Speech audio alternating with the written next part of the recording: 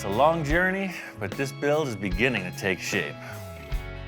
We started out with a Porsche chassis and a Sterling roof. Victor loved the way this roof opened, and he wanted to build a whole car around it. So that's what we did. Because we're planning on making a mold of the body in the end, it's allowed us to use whatever parts we want to design the car. Now, we just got a part that doesn't belong. Making a lot of progress on this car, but looking at it front row center, we got a huge issue with this roof contour.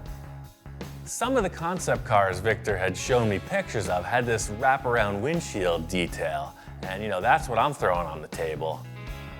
Right off the bat, I tell Victor I got this idea that the windshield, could look like a motorcycle visor on a helmet. They go up and down, and it looks space age.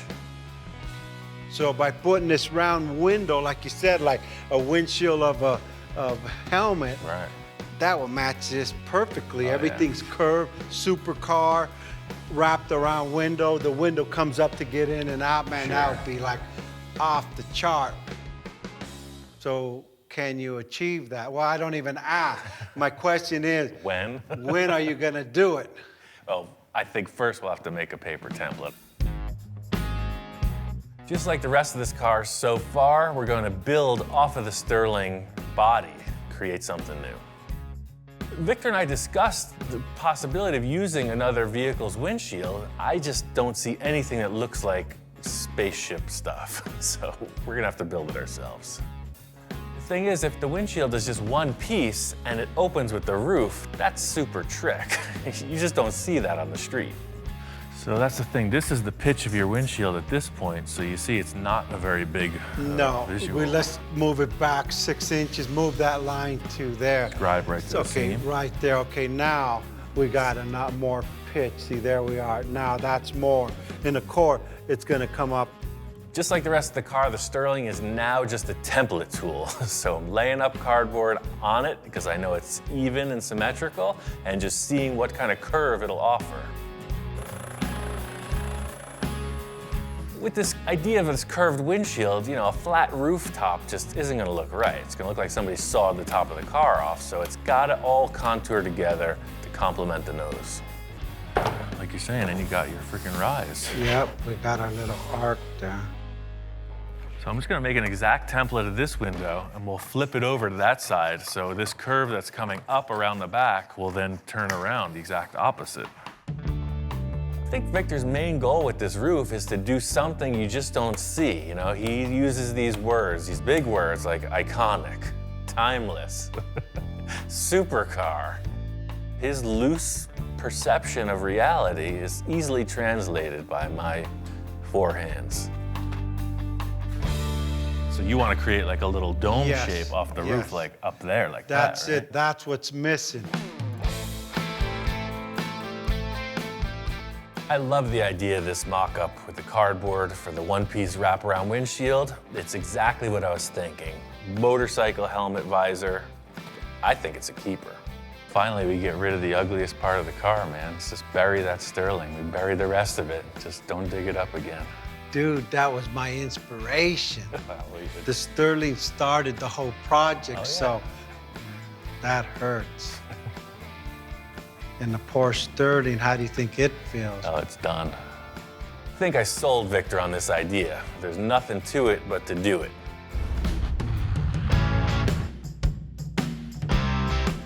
I sold Victor on this concept. All I have to do is accomplish it. So this is the template for the windshield. This cool visor-like wraparound deal. The challenge here is getting this template into a good plastic template. It needs to be like a rainbow.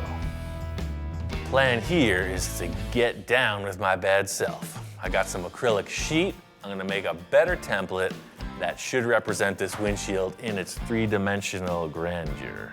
The reason I'm using acrylic is because it's very representative of how any material that supports itself will curve. The potential to create a glass piece in the end is totally possible by forming this out with acrylic sheet. Like I was saying with the paper template, this acrylic template still needs to be refined. The main thing I was working with here was this surface and the wraparound to create the new roof.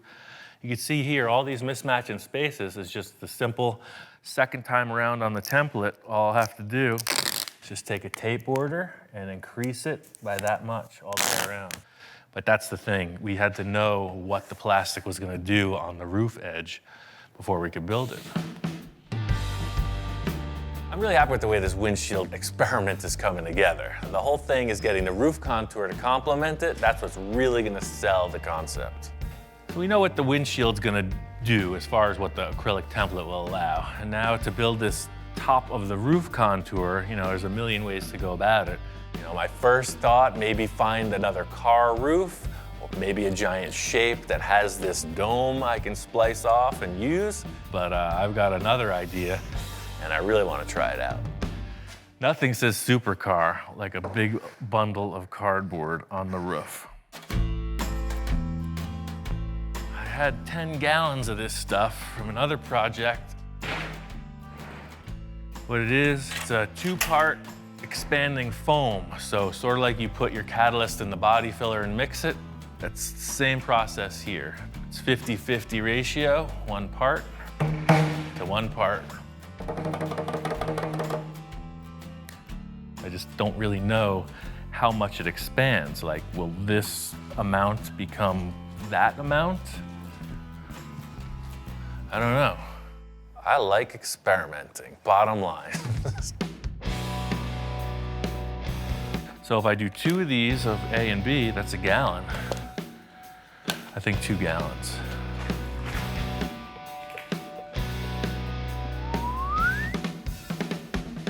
So that's 4 quarts of that. All right, 2 of those. And now you start mixing. The whole thing is if I pour it on the car like this, fully liquid, it's just gonna go through all the cracks. I don't know, I'm just mixing it up. We'll see what happens. I still got 4 gallons left. It just became twice the volume. Here it comes. Get ready. Whoa.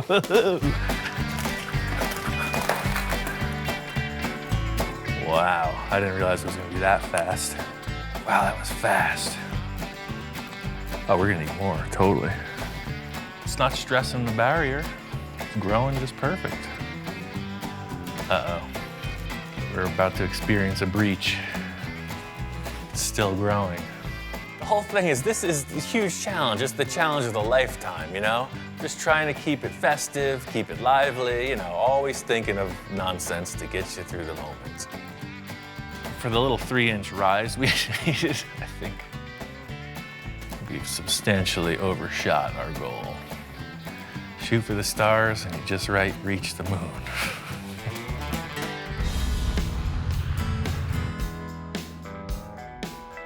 What we have here is a giant lump of expanding foam that is cured on the roof of this sports car. I think it's pretty clear the muffin is cooked. Definitely like one of those things you see coming out of the oven. Totally strong. That's why I use this foam, because it'll be able to be carved back and be a really good base for whatever we do, mold-wise. That's like Christmas morning. We're unwrapping that gift that you didn't want. That gift from grandma, you know, the socks or the slippers, that's what we're doing. We're just, how am I gonna work with this? Time to get medieval on this. Like the great sculptors of yore, starting with a giant block of marble, I will create a masterpiece. Crazy thing is I only need about that much of this giant slab, so it's gonna take a while. It's safe to say I overshot the foam element considerably. This is a lot of work cutting it back. It's pretty dusty. The good thing is I got these big air cooler fans from Portacool, and they are moving the air and keeping things fresh. It's kind of like chiseling through rock at this point. You know, you're just chunking away, getting these big shapes broken off. Got to smooth it out and get a little bit closer. That's what I'm going to use the belt sander for. Just eyeballing it. I know as long as I stay bigger than it needs to be, you know, anything goes. Wow, you got the sterling out of the sterling. As I'm getting sort of close, it's perfect timing, Victor gets here. I'm always monitoring his reaction. Looks positive so far. I put foam on the roof and then sculpted that back. So this isn't filler, this is a 2-part foam. You mix it up and pour it on the top. You know, him just walking in, I'm trying to explain. You know, he doesn't know where I've been. I'm trying to explain where I'm at. You know, see this angle, this complements that, and he's responding. You know what? Stand back and look at the side, because it's actually, check this out. I love the way that comes up and then back down. It gives you like, man, that car's going fast, and it's not even moving. Yeah. And no more sterling into sterling into sterling. Nope. Now it's just, I don't know, what is it? Concept, baby. Here, check this out. Now you get the look. That's why I got a solid black, so you kind of get the effect of it having a tinted window. That's the thing about making a model. You don't really understand what it's made of in the end.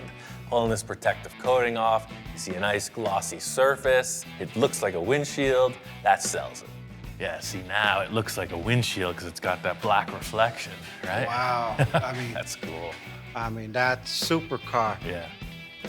Everything I wanted. The round windshield, we got the curve on the top, needs a little bit of adjustment. Yeah, but now looking at it, you know, that's the whole thing. This just being a mock-up with templates. Just with the way that the roof comes together, check out this line with the tape.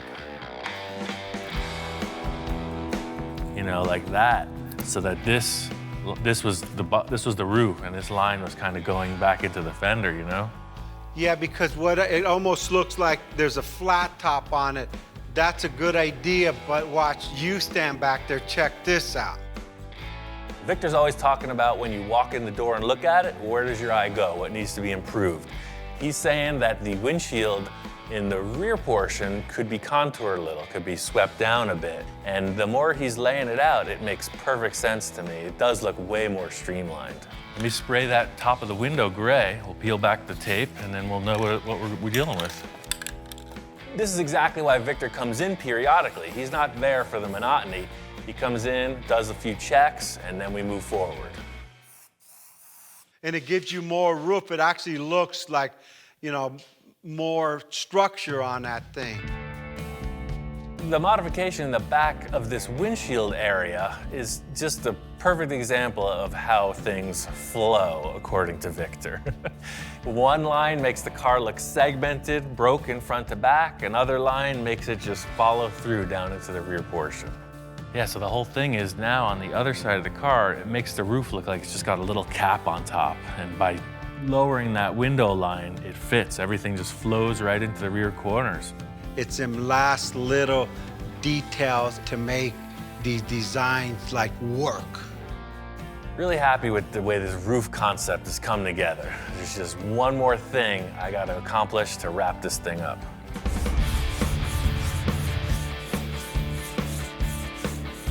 Finished the bodywork on this roof. I'm really happy with this. It completely negates the look of the sterling, and it complements the nose perfectly. Victor's call with this line revision for the windshield nailed it. Definitely want to add some flavor to this cowl area of the car. I got a couple ideas. I'm just going to do something, and we'll see how it develops. From the start, you know, Victor's coming up with all these crazy concepts. You know, he wants this or that or the other thing, but he doesn't give much solid direction in the beginning stages. So that's my opportunity for artistic license. You know, I got an idea about the way it should look, and I'm just going to build it out. At least we'll get somewhere. Victor wants to revise it. You're threatening to run away from home. It's a hobo stick with a bag thing. You going somewhere? I guess so. Beat it, kid.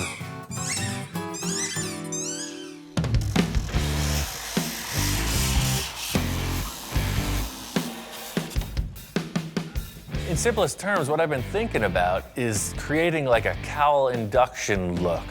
On modern cars, air intake is right below the windshield, and I think this would benefit from a styling cue in that vein. What I want is for this windshield angle to be replicated in the vent here. So this comes down, steps up a little, and goes right down. So that's at a line. Take it off. I mean, no mercy here. That's why we're building this model. First things first is to just hack away a large portion of the car that we don't need. What this is doing is twofold. It's shortening the perceived length of the hood, but by sectioning it down, it also makes the car look lower. It makes the windshield dive down. You know, it's aggressive.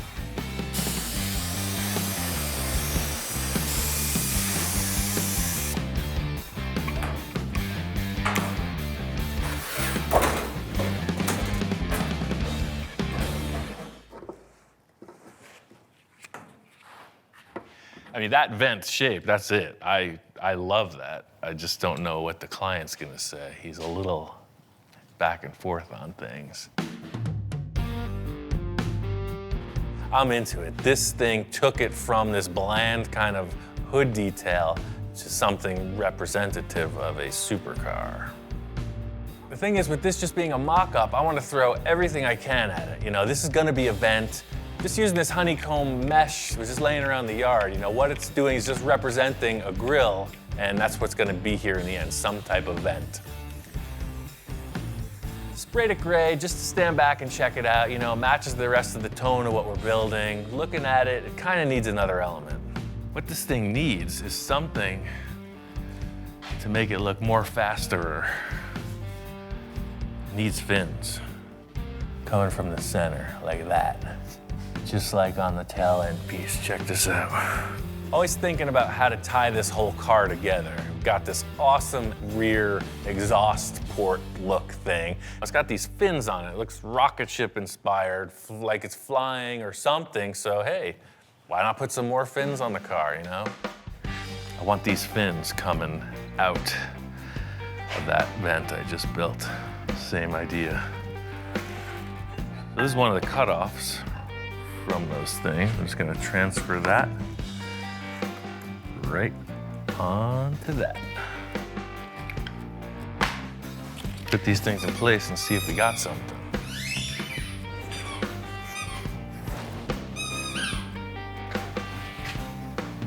Oh, that's mean, that's aggressive. That is the flavor. The whole thing with this is design, you know? I did it before with this piece. We're holding session here. Can you just compose yourself for 2 more minutes? That's all I ask.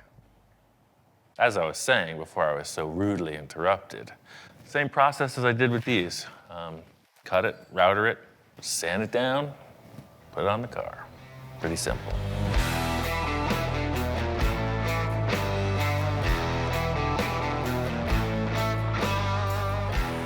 These little cowl fin things, you know, I want to make them out of aluminum. I want everything front to back to have the same stylized aluminum element. Big chunk of aluminum plate, cut it out, finish it, router it, finish it again.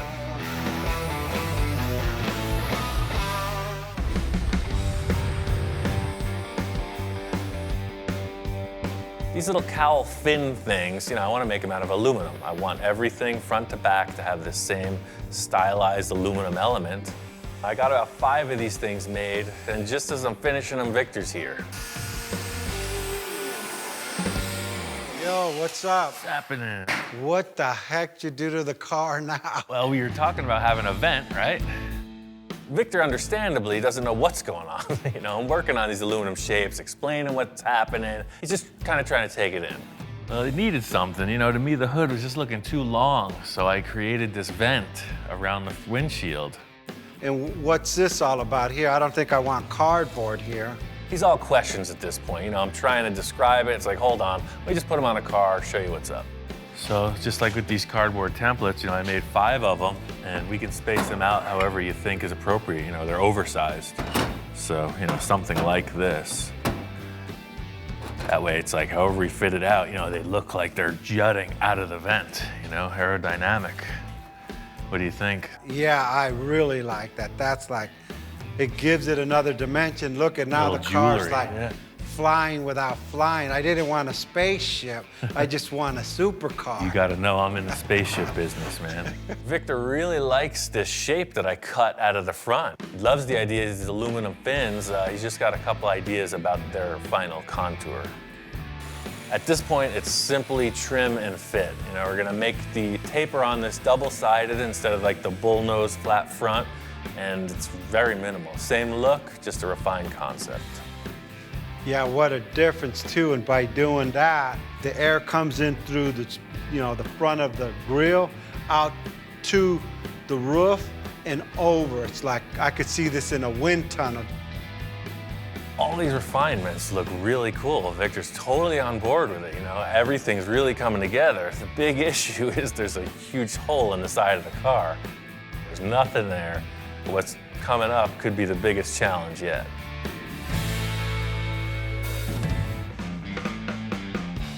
We got a little something. Check it out. Carhartt collar. Oh yes, he's all about it.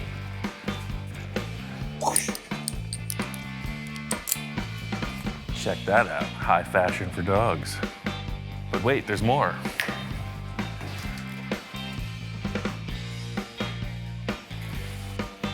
You know what that is, don't you? It smells like a fresh, new dog bed. What do you think about that? Oh yeah. Oh wait, you're twice the size you used to be.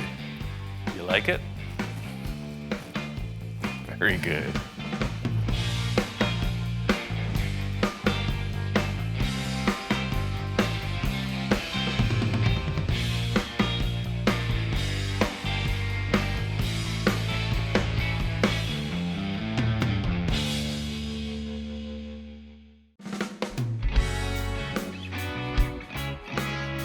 I think it's safe to say this project has been one of my most ambitious builds yet. Once the fiberglass body came out of the mold, I knew we had turned a corner. Now all I have to do is steer the ship home and avoid going off course, if you know what I mean.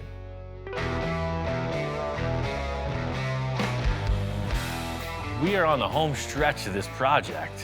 The majority of the fabrication is complete. We couldn't find anything that looked right on the car as far as taillights go. So Victor says, hey, on top of every other thing you have to do, just knock off a custom set of taillights that looks awesome. Taillights are really just winging it. We've done so much model and mold making, I figure I'm gonna make a model off of our model and build custom taillights. I haven't discussed this with Victor at all. He's coming over to check out what I'm up to. Hopefully, there's no modifications.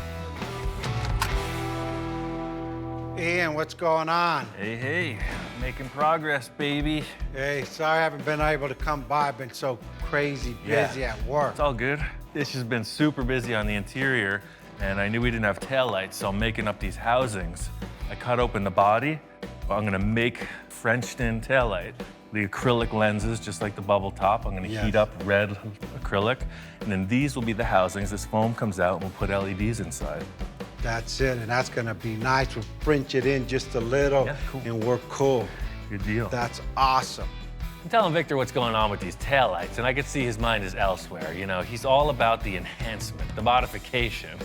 He mentioned that after this body came out of the mold, there was still a couple things he wanted to change, and now I'm concerned because he's got that look in his eye. After it came out of the mold, I was really looking at it. The back was cool, the front was cool, but this open gap, I gotta fill this hole in, and what I was thinking of doing is go ahead and adding a louver. So it'd be one louver, the next louver down, the next louver, all the way down to this point. I love the idea of putting louvers here. My mind starts racing. I've got a bunch of ideas, and it's really just about coming up with something tangible. I got all this aluminum left over from the grill and whatnot, so it's just 1/8" plate, right? That's perfect size. And it'll be like a set of stairs, what you're describing, just down, down, down, down, all the way through, right? That's perfect. The only thing is I don't want it square. I want you to do something so it blends in with the supercar look, going down and ties in. I'm leaving this in your shoulders right now. This is the realm I thrive in when Victor says, do what you want. I mean, everything's looking good.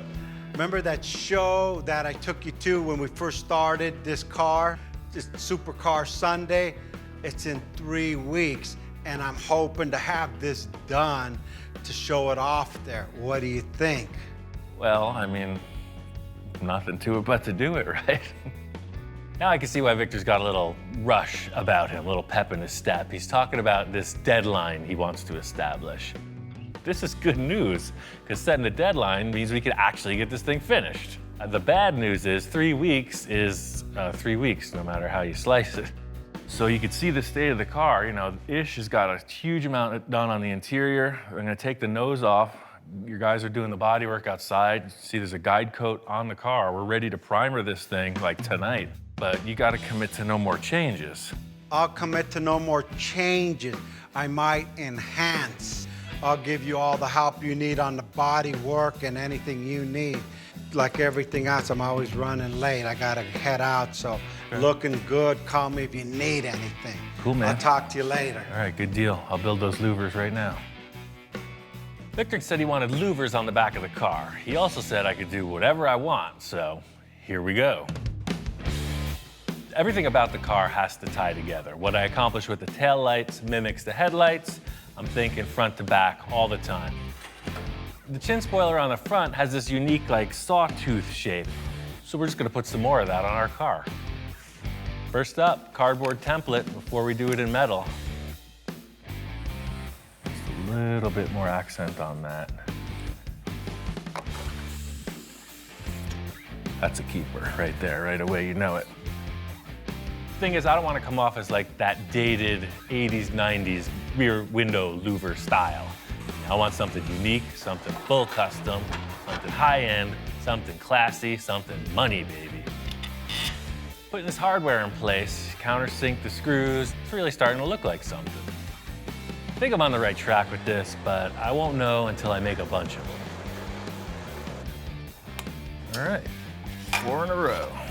The concept here is I need these guys to seemingly float in space above each other, perfectly spaced, in a row, and be strong. This is all about what it looks like on the car, so it looks fancy on the table, might not be right on the vehicle. Oh yeah, totally. That's what I was hoping it would turn out to look like. You know, it looks fast. Looks like a stealth fighter or something.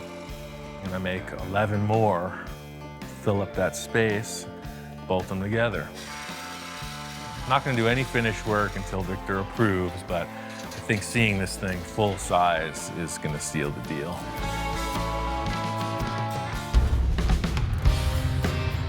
I got both the taillights finished up, and I'm just working on finalizing this louver set. I really like this. I can't wait for Victor to see it. He didn't have any requests on how these were gonna be created, what they looked like, etc. So he's coming in cold. Ian, how's it going?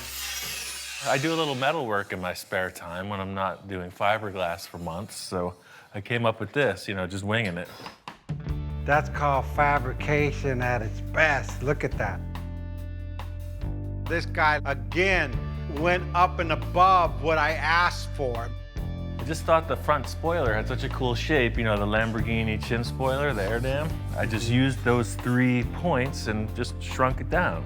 Brilliant idea. It's gonna all flow together with the front to the back. Exactly. He's nodding, he's into it, he's digging it. I really just want to show it to him on the car.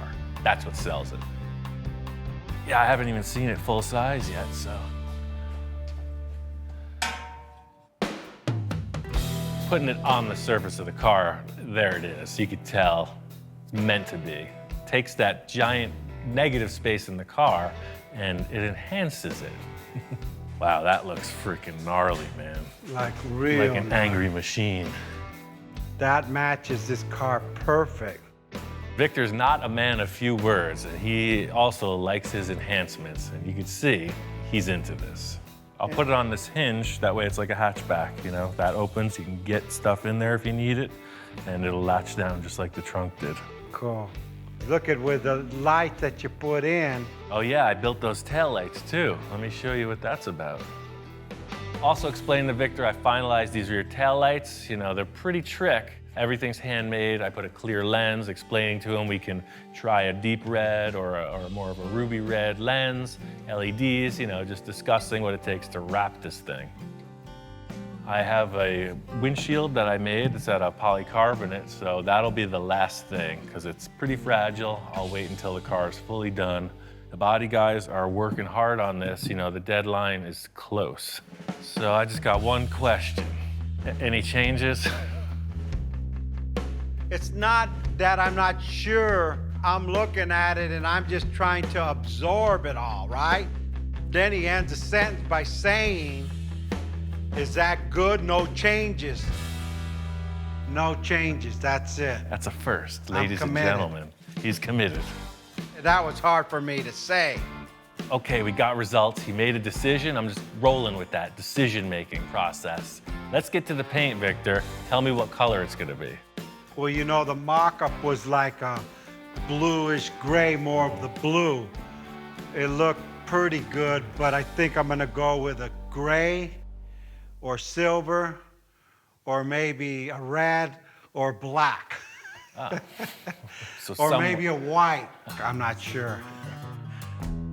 Victor looks like he's just gonna stop. He's like, I think silver or white. And you know, we might have to paint it a couple times. He's back in his old Victor mode. He doesn't know what he wants to do. Test one was a bluish gray, but I was always into this silver because it's like classy car. But in the other hand, I might need to go orange and red or something crazy too. I'm not sure. The car's got a talent. Let's mock it all up. We'll look at it and I'll let you give me input on that so I could be decisive on that. As usual, Victor's default statement is, we'll know when we see it. The car is gonna tell us what to do. And I probably won't know what color it is. Victor probably won't even know what color it is until it comes out of the spray booth. I'll get with Ish and Lino to get this all finished up inside. Cool, yeah, you get on the fabric detail, I'll get on the primer and pre-assembly, and you know, the deadline is upon us, man. I'm really looking forward to seeing this thing done, and I don't even know what it's gonna look like, truly. That has been kind of the enjoyment of this process since the beginning. You know, we didn't know what we were building. Thing is, onward and forward, no fear. At this point, it's simple, tight bodywork and fit up. You gotta get this thing in the spray booth. Making a lot of progress on this car, but sometimes it seems like we're going backwards. I got the rear louvers dialed in. Victor was happy, right off the go. What a surprise. Of course, he's gonna change one thing. Victor's concept is we're gonna mimic the shape of the louvers, but create a fiberglass panel that molds into the body. In other words, the roof flows right into the louver. It's the first time we've ever made a car flow. So now if you look at the car from the side, this is going all the way down and it continues down. Yeah, now it actually, I think, puts it more into proportion. Yeah, our model never had louvers in the back, so the adjustment is justified. I just never knew what was gonna happen in that engine area. I'm all on board with this change. You know, this car's gonna be better for it. It's a little more effort, but as usual, whatever it takes. Look at Ian, my roof. Yeah, look at that. Look at, I even smile every time it goes up. When I'm pissed, I just come to the car, lift up the roof, and then I smile. I guess because when I was a kid, my parents could never afford to buy me video games. So I always had like a little stick and I'd move the stick back and forth and throw rocks. Now I have a switch. Look at, I have a switch here. I don't need the rocks anymore. As usual, Victor's got his people on this, so there are a number of teams ganging up in different areas of the vehicle. Ish is doing the dashboard and other interior panels, and Lino's doing the stitch work and actually building the seats. Ish, this is what the seat's gonna look like. Nice. You know, he's gonna have diamonds on the seat, so what we're gonna do, it's gonna make like an insert, 10 inches the most. That's all I want, that's good, okay. Victor deals with Lino in his own way, but from what I've seen, the product they're coming up with is way more intense than the stock seats. You're gonna do this on the side, or what are you gonna do? Okay, that'll be good. Oh, that way it follows all the way around. Yeah, that's perfect.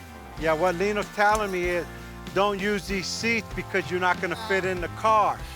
It's gonna be too tall, it's 38 inches, and my head will hit the roof. He's made these seats to be only 2 inches off the ground instead of 8 inches off the ground. That's a good idea.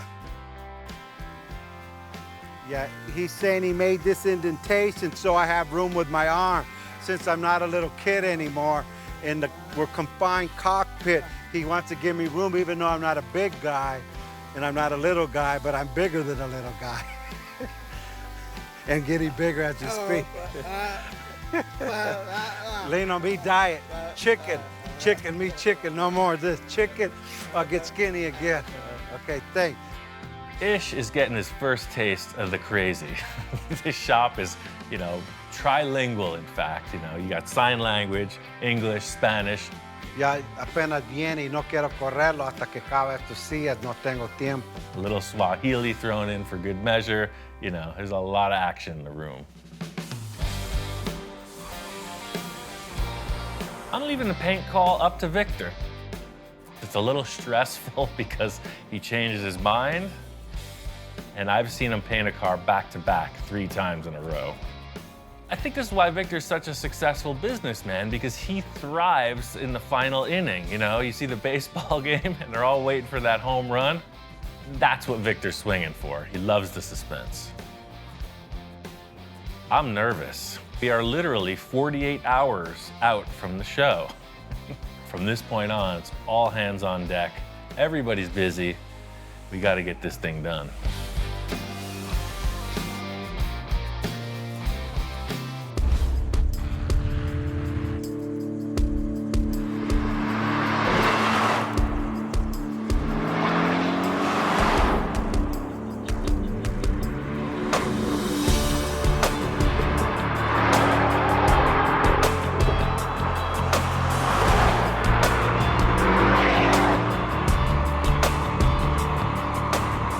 Got this car finished up and took it out for a test drive.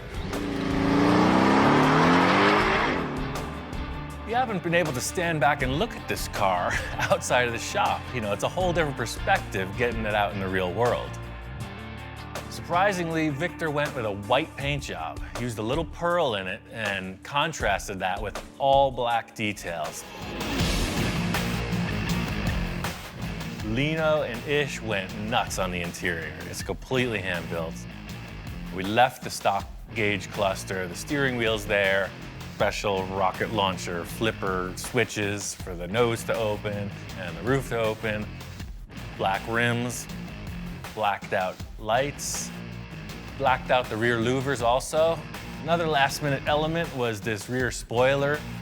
We made these side fins. They're made in the same way as the rear louvers. The last check off on this list was the shop inspector's approval. It's 2 paws up, no requests, no concerns.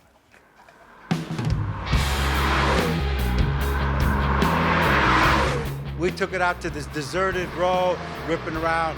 We just having a blast. And I said, Ian, you gotta drive this thing now. You got your top, got your supercar, got your air conditioning. All I wanted was my top. This thing looks crazy, man. You haven't even seen it driving down the street yet. Drive it's freaking cool. All right, man, let's check this out. Check this thing out, man. That's the one thing I know, man. This hat is not working with that roof. shut her down, and cruise. All right, let's go for it.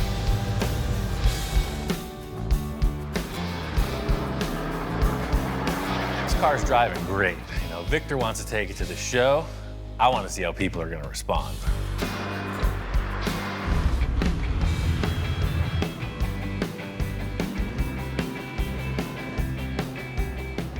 Made it out to the car show. This is the show that originally kicked off the whole idea of this crazy journey we've been on. The thing about a car show is it's literally trial by fire. You never know how people are going to react. We've had a couple of our bills critiqued pretty heavy. So I'm thinking, what are people gonna think or say about this car? We made it, dude. It's here. Sometimes you can take a car to a car show, people walk right by it, don't even pass a second glance. This car has the exact opposite attraction. We haven't took it to first day out. We just finished it up last night. Victor's concept of the roof opening, I mean, that's the number one. That's the ointment that catches the flies, so to speak. Once I parked, lifted the top up and get out, people just came around the car and like, what is it? And at that moment I said, I don't know.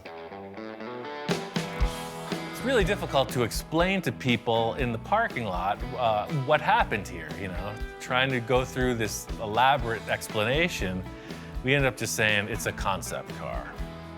We made it. We got a Porsche box, it took all the skin off. We molded the whole car and then laid it in fiberglass. And then Dustin, the promoter of the show, came up to us and we explained what we had done and he was kind of like, wow. We came to the show 6 months ago. We were inspired by the supercars. We built hot rods. They said, hey, let's build ourselves one. And this is what we still need a lot of detail, but. Apparently, he was inspired by coming here, which is one of the reasons I do it. And I just hope that everyone can look at that and follow his example and say, you know what, I want to create something, I want to do something different, I want to go for it. And that's the embodiment, in my opinion, of the car world, the car scene, is that you can do it if you go for it and you take that step. So I think it's awesome. Yeah, this is amazing.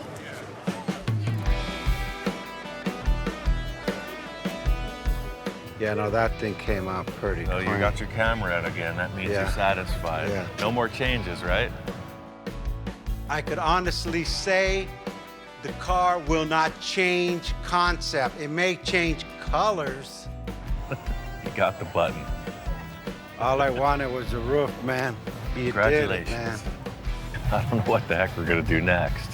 Well, in the car world, hey, there's still boats and airplanes. Right. I've always wanted to do a submarine or a helicopter, so let's just quit this car thing and get onto the spaceships.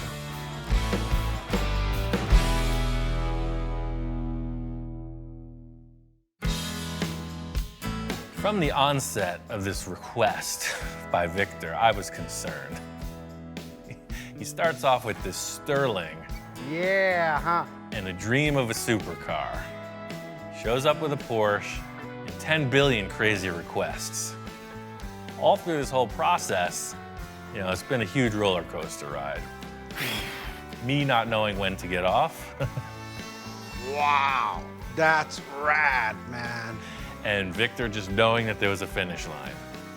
I'm 100% satisfied, and actually, I see Ian is too. Because normally most builds, okay, cool, what's next? This one, he's like, you know, his ears moving, woo, woo, woo, woo. Like, on this one, I never seen him do that. I never knew what the car would look like. Just looking back on the amount of design work and the amount of effort in Ian's part that he finally realized what he achieved. I mean, this was a task that not many people could pull off, Yes. and he did it.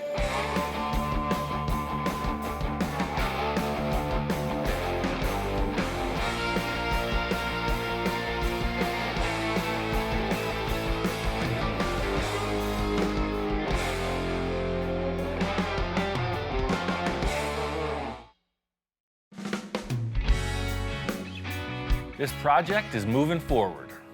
From the start, our plan was to make a custom car model that we could make a mold of. Once we finalized the design, we put the mold on, and that's when the trouble started.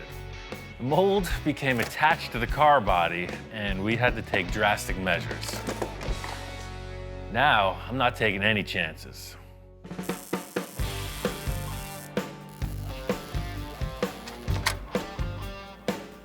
Ian, how you doing? Good, man. Still building. What the heck you doing now? I walk in today and Ian's got a structure on the structure. This is like earthquake-proof now. Well, I just didn't want it to flex, man. I put the mold back on and then build a structure on top of it to support and keep it in shape. I mean, this thing I could drive a truck over it, I bet. I said, Ian, dude, are we in the tank building business? Come on, man, just a structure, not a tank. We're not going through walls with a mold. So does this thing come off or what? Well, you saw how easy the front came off. We can just hope for the best. I made all my best efforts. Just in case it doesn't crack right off. I got a couple things to work with. It's time to pull this mold off the car. Got a bunch of fastening screws in place. I was really mindful of what happened during the process, trying to mark everything, but the foam got a little out of hand. I'm just hoping I marked all the screws. That's all the screws I can see. Hopefully there isn't a couple down in here. There it is. That was the sound of success. Let's see what it does. Hold it. It feels like something's Yeah. holding. Yeah. There it is. Yeah, it's right there. Right there. I can see it. There it is.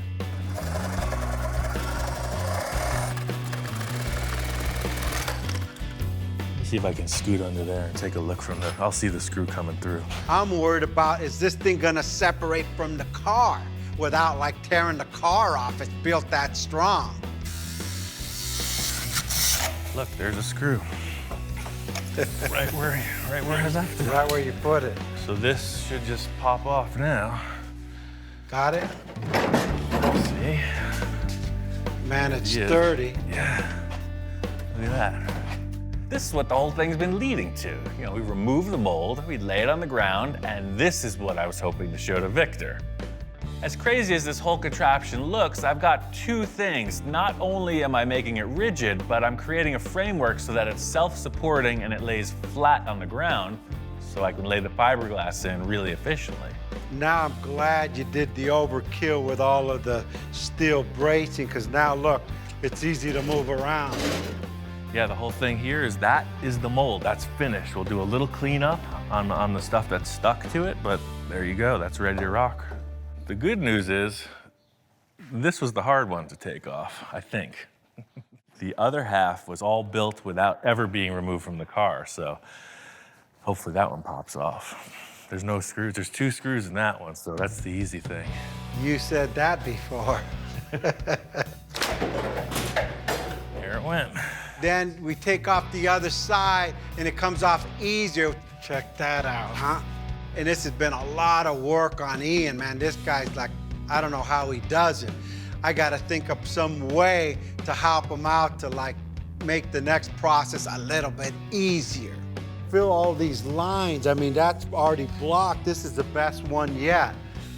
Like everything else, man, if we had to do a couple of these, we'd start to get good at it. Too bad it was the last one. I know, the story's over. Now that my reinforcement idea works, I need to do it to the rest of the mold, and then we're on to the good part of the project. That's laying up the final car body. Getting ready to reinforce the mold on the front of the car. First part of the process is twice the release compound. Really thought about how the thing would detach. The next step is to screw the mold into the body to make sure that it doesn't flex. The next part is just basically smothering the thing in expanding foam. I felt like expanding foam was a really good backer because it covers a huge surface area. It ends up very rigid and extremely lightweight. All the screws are marked with blue tape. Pretty much all I'm going to do is I'm going to build a flat tabletop on top of this with steel tube. This whole steel web is just kind of encompassing. The one standard I need is a flat base plate for when this whole contraption flips over. It goes on the car basically upside down with all of these legs that attach it to the mold parts. This mold has to be perfectly rigid. The next step of the process is casting the end result car body. This whole structure really parallels myself in that it's super gnarly and ugly on the outside, but it's what's on the inside that counts. Silky smooth. Ian, how you doing? Good, man. This thing is ready for action. Man, this is like artwork, like Warhol stuff. Look at all the lines and stuff. It's contrasted to the different elevations. Shoot, you're getting pretty good at that. Purely emotional. It's got a lot of feeling. All right, let's see how good you did this. Yeah, see, exactly. What a difference. Yeah, and then You it'll have flip over. structure. Getting these molds off the car, laying them on the ground, you can see the structure's doing exactly what I had hoped. I'm sure with a minor cleanup, these things are gonna be ready for the next step. I can't believe the effort that went into this. Way more time than I expected, man. Yeah, I know you're working really hard on this, and I got a surprise for you. I got a buddy of mine that literally sprays, you know, the molds. Remember you saying chopper gun and stuff? I was planning on laying this fiberglass by hand, but it turns out Victor's got a little ace up his sleeve. Last week, I told him about these fiberglass chopper guns, and it turns out Victor knows a guy who's got one. That's a great idea. I mean, it's the same process. You're still laminating a surface with fiberglass, but the chopper gun is super efficient, but it's with a machine that makes it way faster. They get in, they spray this fiberglass in there. What it'll take us a week to do, he'll do in 2 hours. The hard work's already done.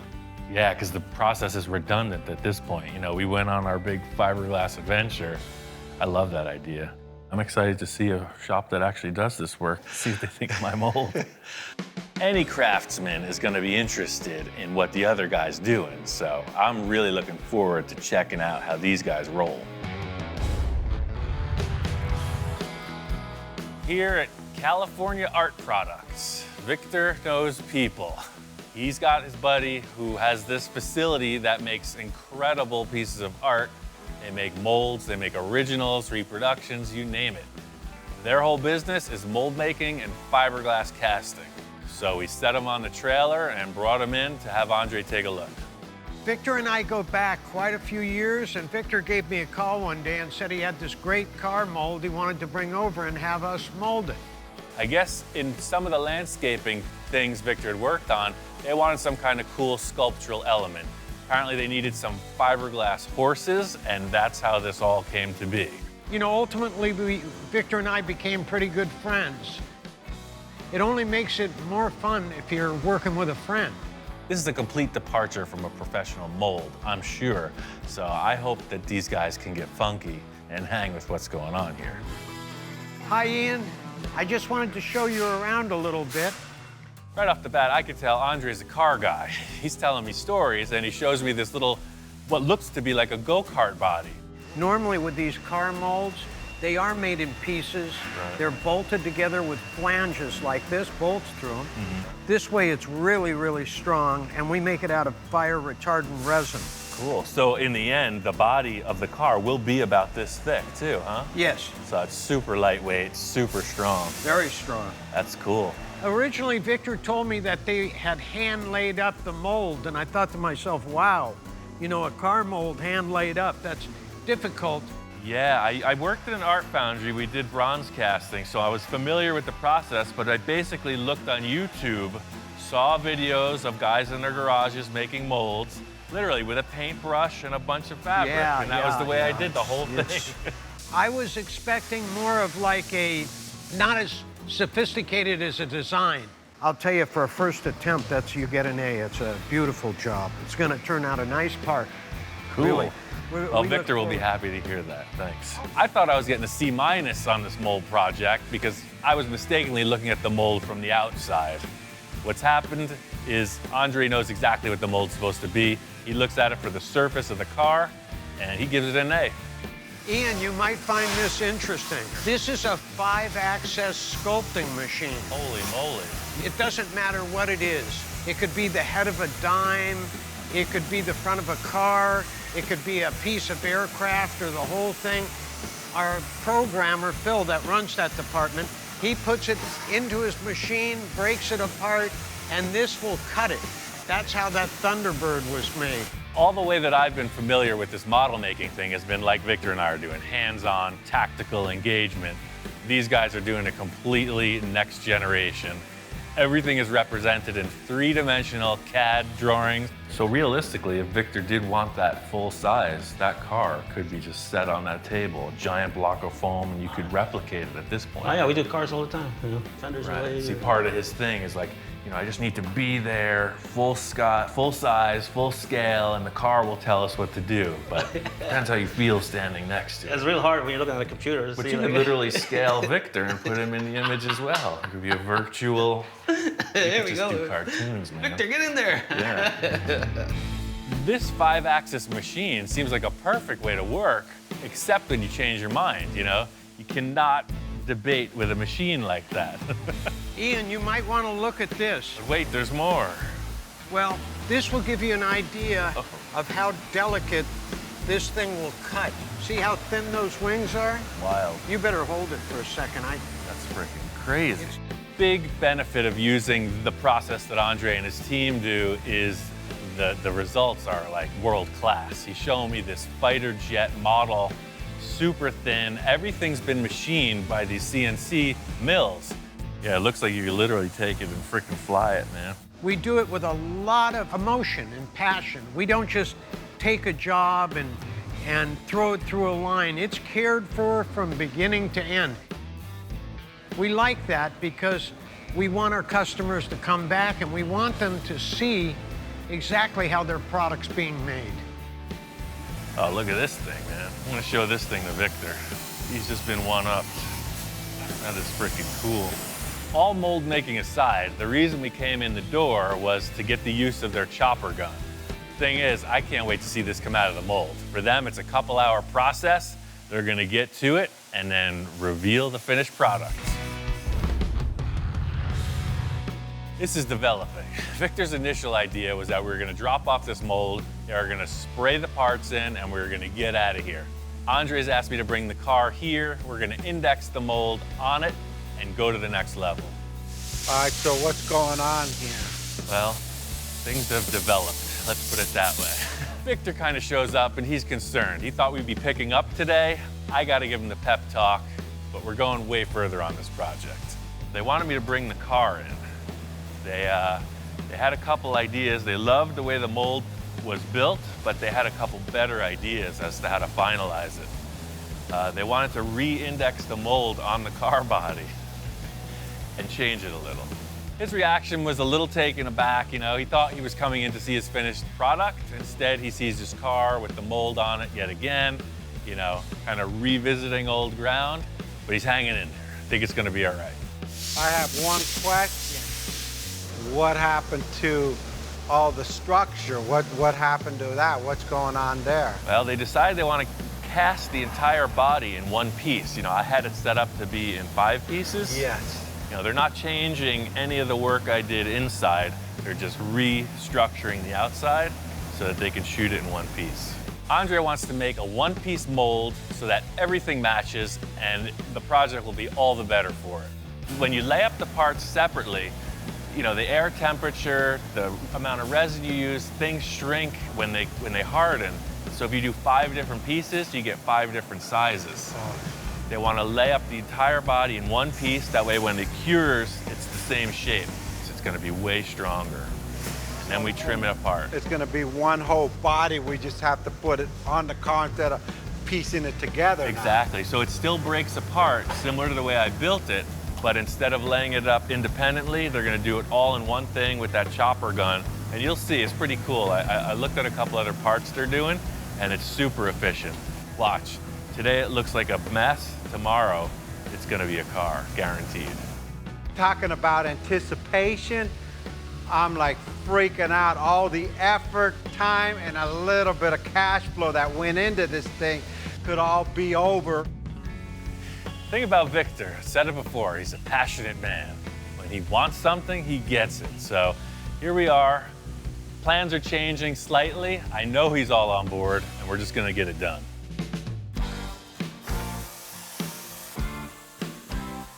My mold is just about there. There's a couple modifications, and we're jigging up a framework so that we can create a one-piece body. This entire assembly has to be turned upside down to do that. Once we figured out how we're gonna tie all these pieces together, put it on a rolling dolly. That's gonna allow this thing to be moved through the various stages of the process. I was interested to see how the pros roll, you know, how they do their thing, and it's exactly mirroring what I was doing. You know, they set their mold panel up, put a release agent on. They're using something a little bit different, a little more powerful than what I was, but same idea. You just set up the part, laminate it, and then put your fiberglass in. The only difference in the way that they apply their fiberglass is that they use this chopper gun. It's super efficient, and it makes a very dense, lightweight panel. The thing about this chopper gun is its production quality. Super fast, yields professional results. These guys got it going on. I can't wait to see how this comes out.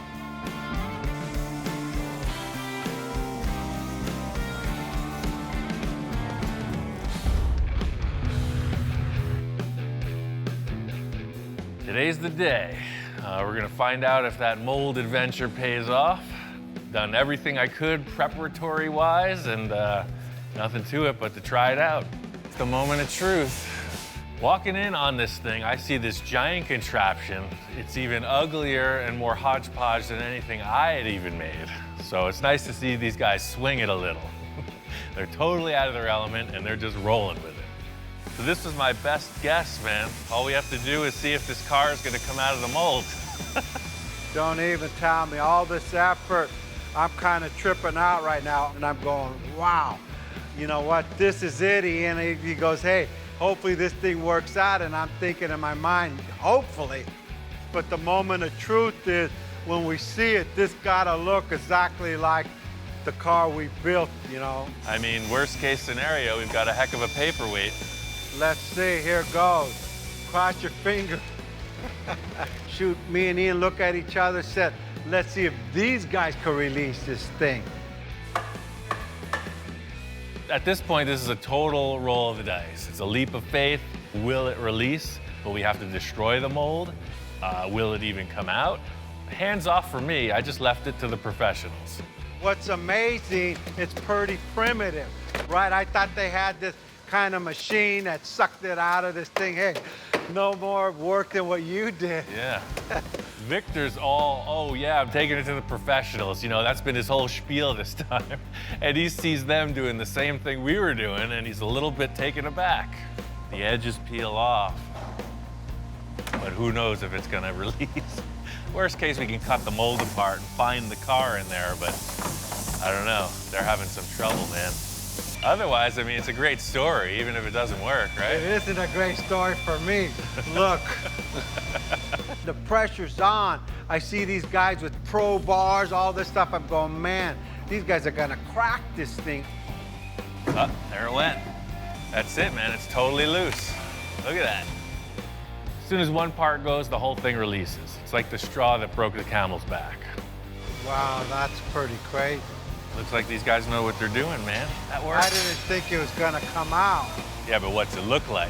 Just because it released doesn't mean it looks good. I mean, it could be all freaky. I don't know. Please, have a positive attitude here, man. I'm like freaking because now's the moment of truth. We're gonna pop it out and actually see if it worked or not. Thing is, you can't just flip this over. It takes about 6 guys. So sure, it popped free from the mold. Everything looks cool, but it's upside down.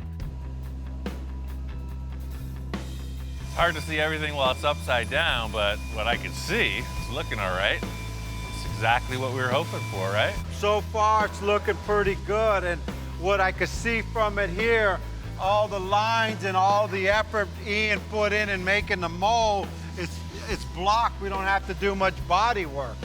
If everything lines up on top, I mean, that's the question. I'm gonna miss all the Bondo, your shirts and your socks. Yeah, no, there's no laundry in this one. It's pretty smooth. They tie these big straps on it, pull the forklift. I mean, that was the longest minute of my life. They turn the thing over and it's just like, hallelujah. Oh, it looks even cooler on the ground like it's supposed to be. Look how low the car is, dude. That's crazy. That's You know, That's a body. wow. It looks great. I mean, everything about it looks like a part should coming fresh out of the mold.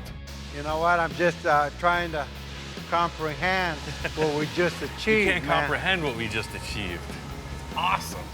So this is good. We're back to square one. So it's like we just found our project car. Let's get back to the lab and build a car. I'm still in shock that we pulled this off. It's pretty good. Pretty good first try, man. We might just have a knack for this car building thing.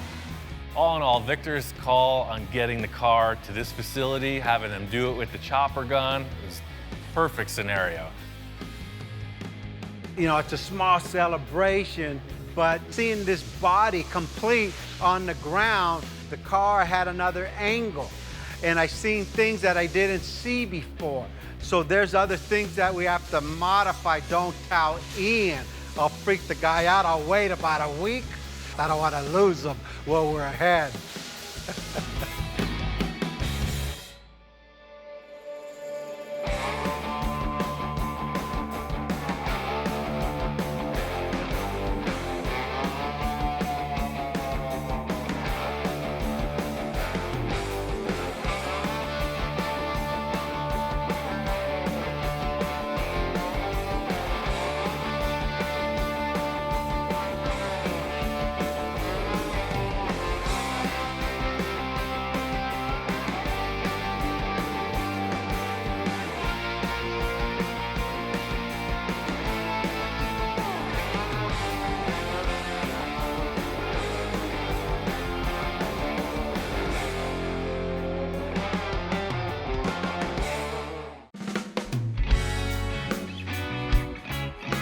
So it continues. We're still in the early stages of this project, but we've committed to making a fiberglass mold of the body once it's finished. But in the meantime, we can build the car out of anything. We're creating things as we go, changing things on the fly. It's definitely unusual, but I have a few ideas on how to pull it off.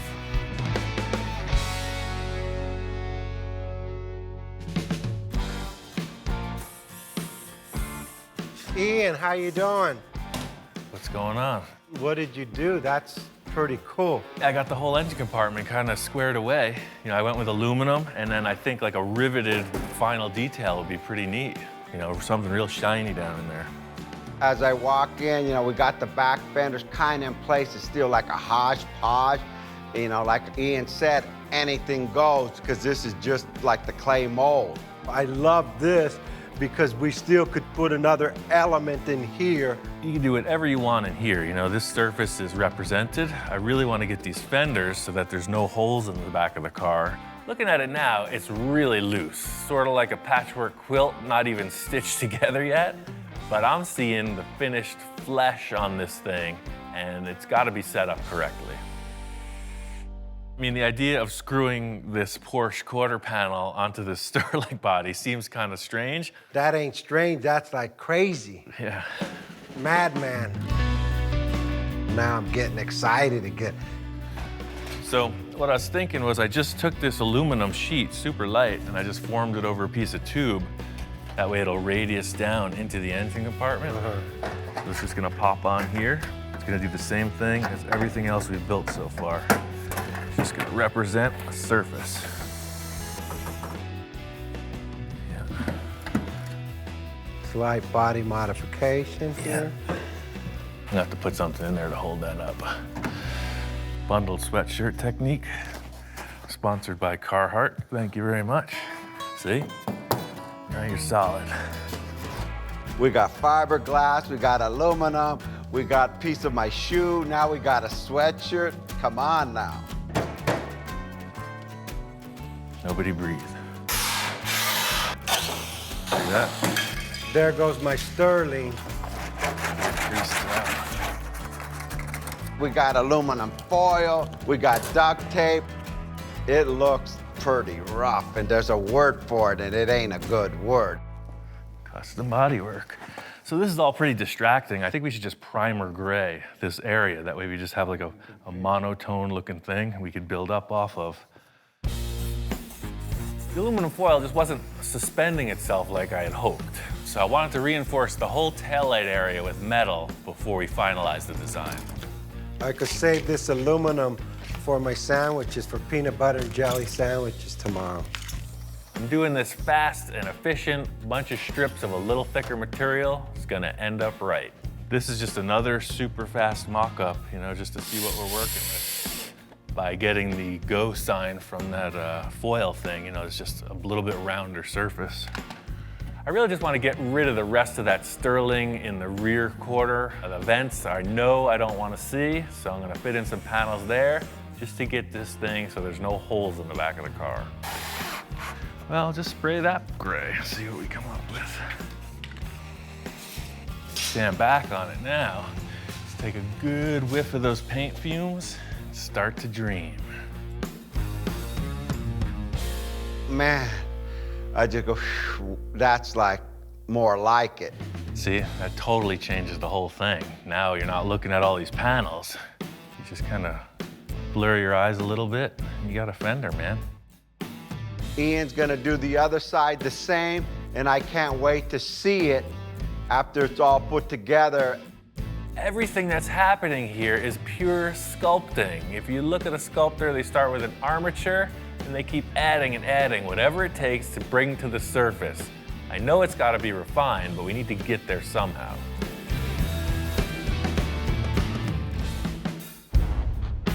Got this passenger side pretty much matched to what Victor and I agreed on over there. Where I'm at now is I need to get this surface workable. What are you crying about? It's like the freaking pitcher walking up to the catcher in a baseball game. It's like a whole thing going on here. He says it's time to put the fiberglass on. Can't make any calls until we see that surface represented. This primer coat was purely visual, just to get all the different colors out of the way. I gotta sand through, get the majority of these screw heads off, and then I'm just gonna lay a couple sheets of fiberglass over this work we did, just to give it a little more strength.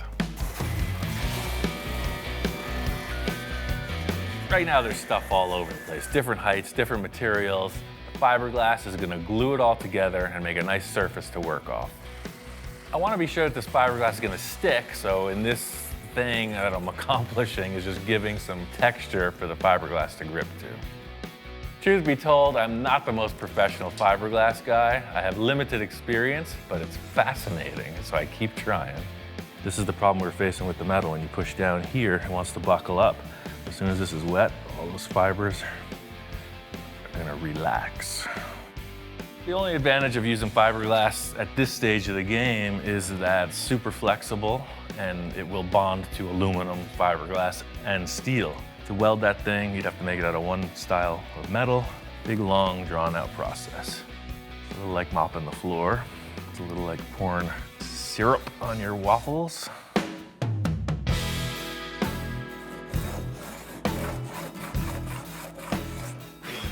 I laid up that fiberglass, it's set just fine. I put a quick skim of body filler on and cut it back just to see what our heights were.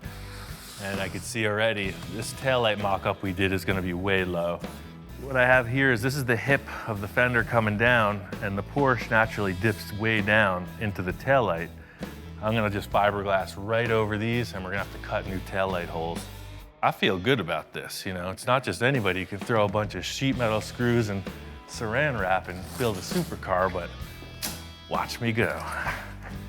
Everything looks so rough. I just want to get it looking more like a fender when Victor gets here. So this is less auto body tech and more fun body filler tech. Purely like icing on a cake. Fiberglass is hairy and scary. See, this stuff's a little bit smoother. As loose as it seems, I think it's starting to flesh out, and everybody's gonna understand why I went this way. The idea here is to just get these two fenders pretty close, get a good representation. You can see the rear of the car is fleshing out. It looks pretty freaking massive. Super wide, super low. I can't wait to show Victor.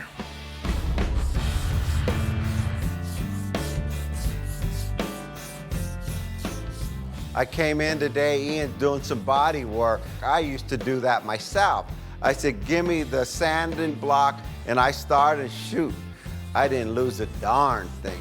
I mean, you could tell I'm totally committed. When's the last time you see me doing body work? It's good to see Victor getting his hands dirty, you know, doing some of the body work. We also got these two tools from Eastwood that'll help ensure that these lines on the car are symmetrical. We're pretty close. And I'd like to see that in primer so it all, you know, ties in and we could get the big picture to make sure the fenders are the same. Oh yeah, for sure. Primer gets rid of all the different tones. The gray just evens everything out. It's the best way to look at something in progress. It's like nothing I've ever seen before. Flattening it out one tone, you can really see the shapes. A little refining on the driver's side, but I mean, that's a freaking massive rear end. How much more work do you need to make a mold? You need it finished, right? Oh yeah, the better we make the model, the better the mold comes out. We could either turn the car around and start on the front, or if there's anything else you want to change back there, I'd say it's a perfect time to do it. Now it's like a whole bunch of like bumper back there or body. It's like nothing but rear end showing. I need just one thing to soften that up, and it's got to be massive. We need to do some kind of crazy exhaust, right? Well, I mean, whatever you're thinking, you know, we've done a pretty substantial rearrangement in the back end so far. Everything here is really starting to come together, but I think the one big thing is going to be the exhaust that sets this rear end apart from anything you look at. The 911 exhaust had these big exhausts coming out under each side of the bottom. You know, if you wanted to mask that, maybe have them come out through these holes or whatever. Yeah, I was thinking something kind of massive here in the middle. 3 or 4 muffler pipes sticking out of the back. Hey, I had a dream, you know. My initial idea in my mind was to see this massive car go by you, like what the heck was it? And all you see is this big old pipe with some fins coming out almost like a bomb. All the supercars got the fins on the bottom. Well, hey, guess what? I want the fins on the top and I want the fins on the side. Almost like a propeller to a boat, but straight. Okay.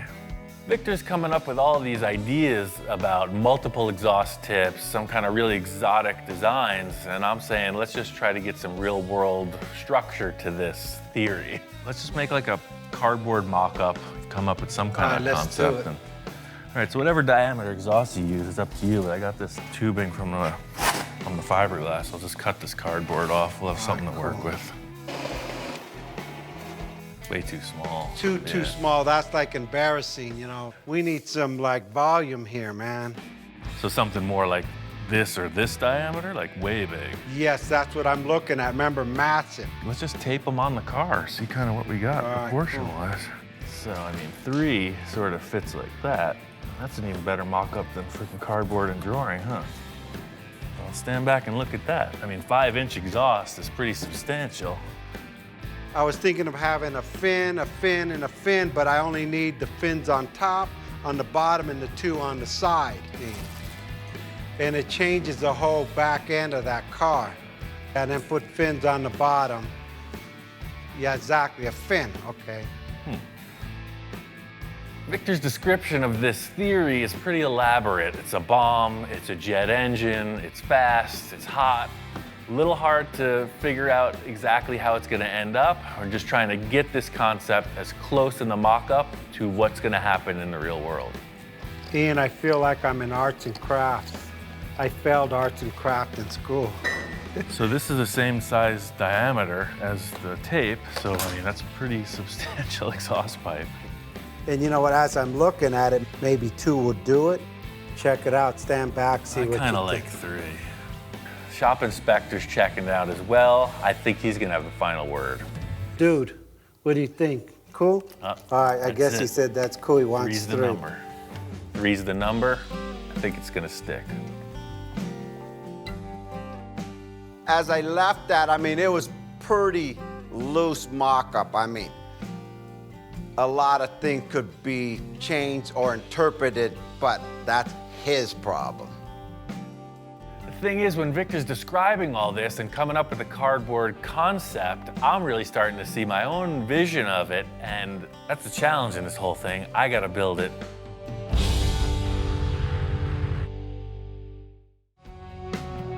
Hands down, this is a pretty loose mock-up. Victor and I decided on 3 exhaust ports with a series of fins. The rest is kind of up to me. So I got a bunch of scrap stuff from the metal supply. This is aluminum plate. It's 1/2 inch thick. They just had all these squares in the remnants pile and a bunch of these cylinders.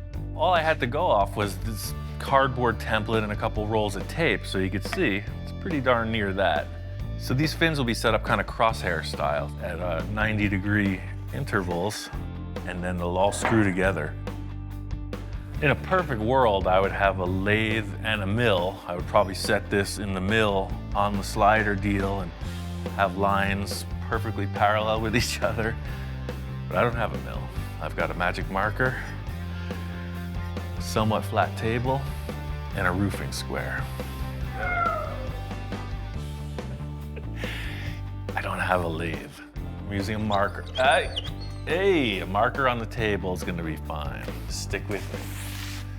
One thing I'll concede to is the fact that the design and development of this piece is a little unorthodox, but that's just business as usual around here. It's gonna sit right in the center of that square. Your fins are all already dictated as far as how they go, 90 degrees apart from each other. I can come in with the plate right up to that line and set it parallel with this here and scribe straight up. Got this really rudimentary jig on the table. What it's going to afford me is the ability to mark each fin location symmetrically. And then they'll all screw together. So I know we're going to get these parts polished in the end. So the idea of it being modular, they'll be able to easily polish it and then we can reassemble it. The whole thing here is the billet aluminum fad. When it looks high-tech, machine finish, looks expensive, it looks classy. I'm gonna do it without the expense or the class. Now, these are all together. They go back onto their jiggy jig, and we set up the design for these fins. Victor's fins looked a lot like this square. They were triangular. Instead of having this pointy triangle shape, I think it should go straight back, more jet-like. Sort of like that. This is inside the car. Probably the majority of this is in the car. So really, all you're seeing is like that. This is a pretty big plate to cut. Could use any type of high-tech machinery in the world. But I think I'm just gonna use the common jigsaw.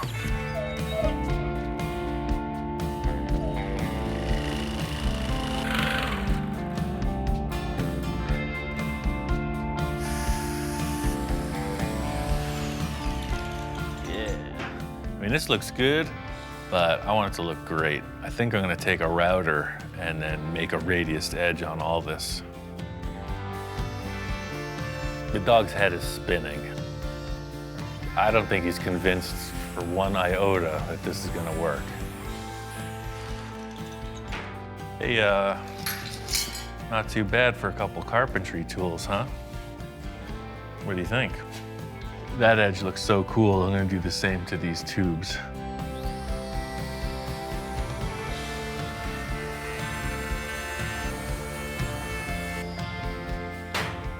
What's not to like about that? I was thinking that having these stacked together, it could be added to by just putting the spacer through here. And in effect, what that does is make it look like this fin travels right through and makes it look a little bit lighter. This thing is really starting to come together. I think the shop inspector is even starting to get convinced. Again, this is all still just roughed out. If you have to cut it or modify it, so we will. So you can see, it's gonna go right in the middle of that license plate opening. See now. Now he's finally conceding. We're just gonna cut out in here and then something like this. It's gotta go in a good 8 or 9 inches.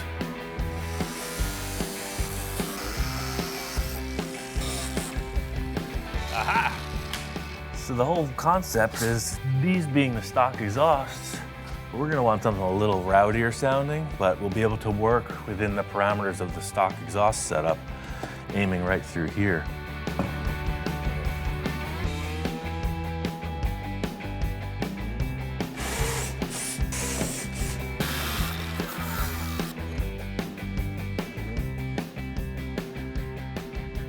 Oh yeah, that's totally cool.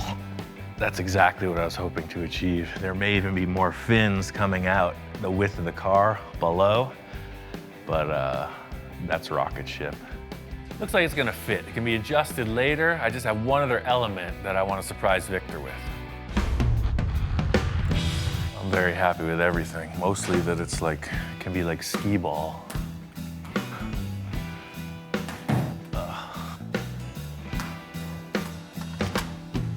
Ian, how's it going? Hey man, got that exhaust mocked up. That's rad, man. After I open the door, I look straight to the car. I know I say, wow, this was wow. That ain't what I give you when I left. Yeah, no, I made a few changes.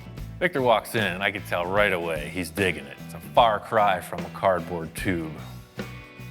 And it's centered with the car and it gives it just enough bulk to give it like, look, I got the power behind me. He's thinking, hey, is that okay with you? What's he looking on the table for? What's there? Oh, the last thing we were doing when you walked in was these three. I forgot about them. Dude. So he just reminded me. Hey. So you know that intake you had over there in the other shop? I took 3 of the horns, the intake horns, and I made them fit the tubes here. These work as an additional element, like crosshairs. So they just go in like a key, right? You index it, you turn it, and they clip right in. What a difference. Dude, thanks. Dude, thanks. I almost forgot about that. That exhaust system is wicked. I mean, look at that. What we've achieved so far is pretty solid. The rear end's looking good.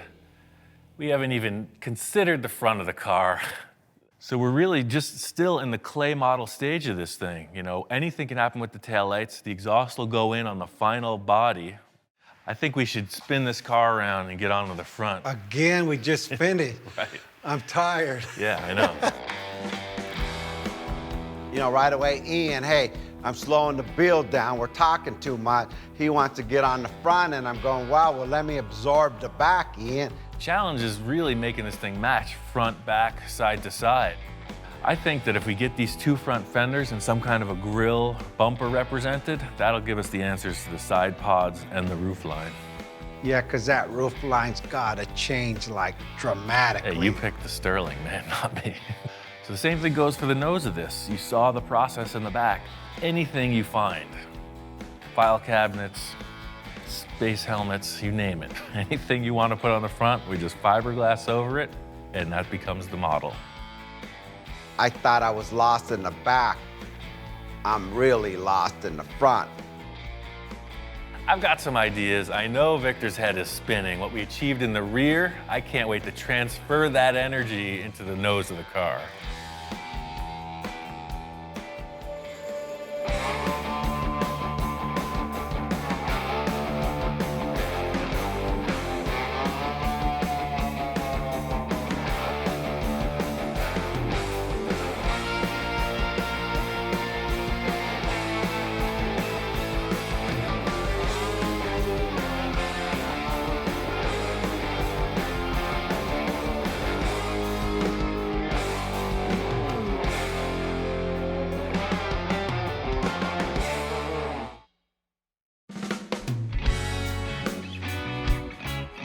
We're down the road on this crazy journey, and there's still a lot up in the air.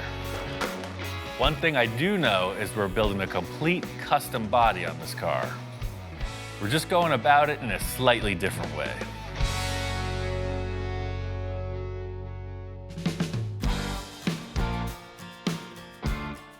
Moved into a new lab, got a new workshop. The whole idea with this room is that you have plenty of clean floor space.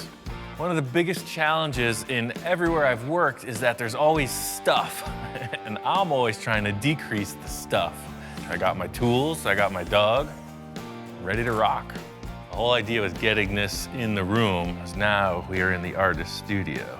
I got the car up on these little roller dollies. We can spin it around, get up high, down low, nothing in the way.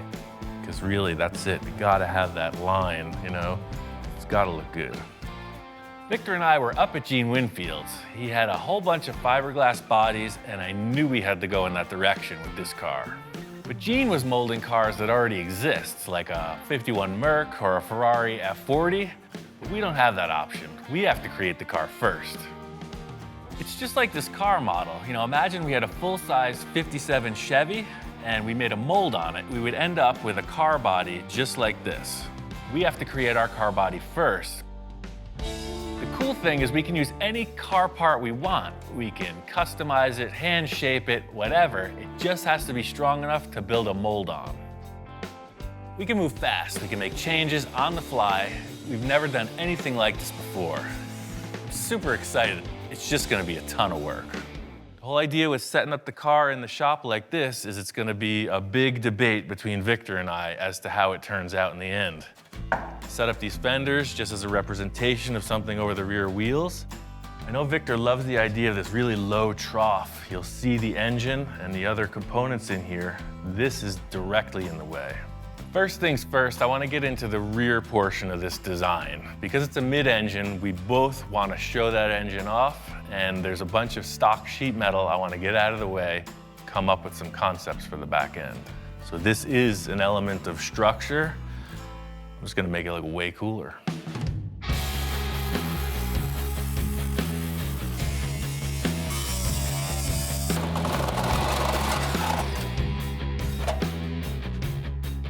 You can see now clearly the strut tower in here.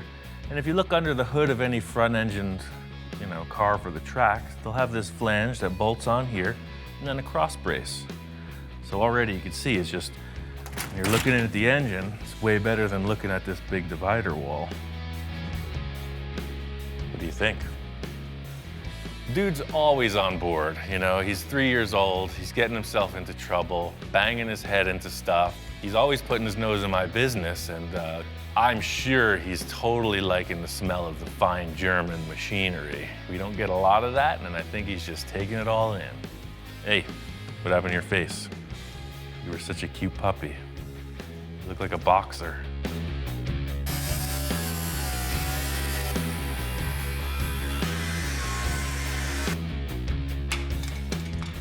Getting all this metal cut out of the way, it's exactly what I was looking for. The engine will be exposed, but now I gotta put some structure in there, and I got a couple ideas how to make that happen.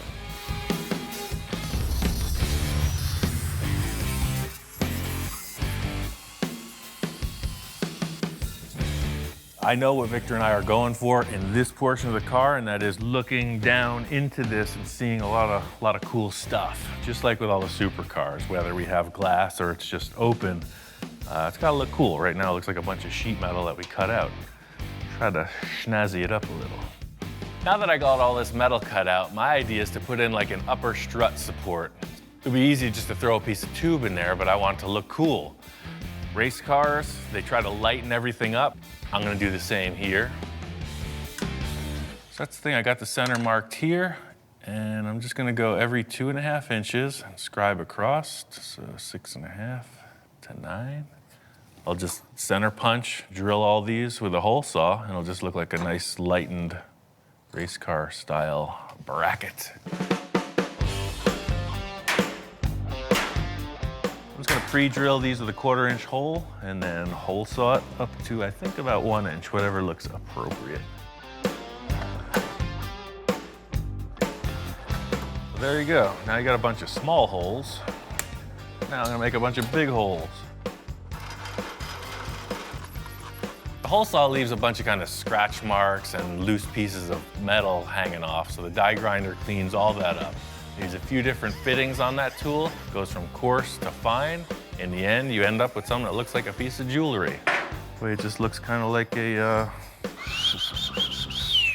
If this thing's sitting on a table, you don't know what the heck it is. Is it a musical instrument? Is it a weapon? Is it an upper strut support bar? Who knows? So the last thing I want to do is put a finish on it. Eastwood's got this cool surface finishing tool. It provides like a brushed finish. You hear like brushed aluminum, brushed stainless. You see it on your refrigerator or something like that. And I'm gonna use that on this piece of tubing. That is pretty cool. Now I'm just gonna weld into the car, figure out how that floor area is gonna be raised up. This piece needs to be super strong, so I made these gussets and I could weld them in on each side of the shock towers.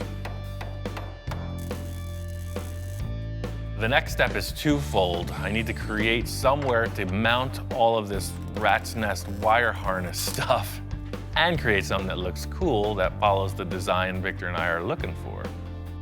Paper templates are the time-tested thing for sheet metal fabrication, so that's exactly what's happening here. It's always easier to cut some cardboard than to waste metal. You got a little something hanging off your chin there. I love the idea of what we're doing here. It's because my thing with any hot rod is you got this big giant engine, you're seeing mechanical stuff. And that's what we're doing. We're chopping the car down so that the engine components can transfer to the outside of the vehicle. And that's cool.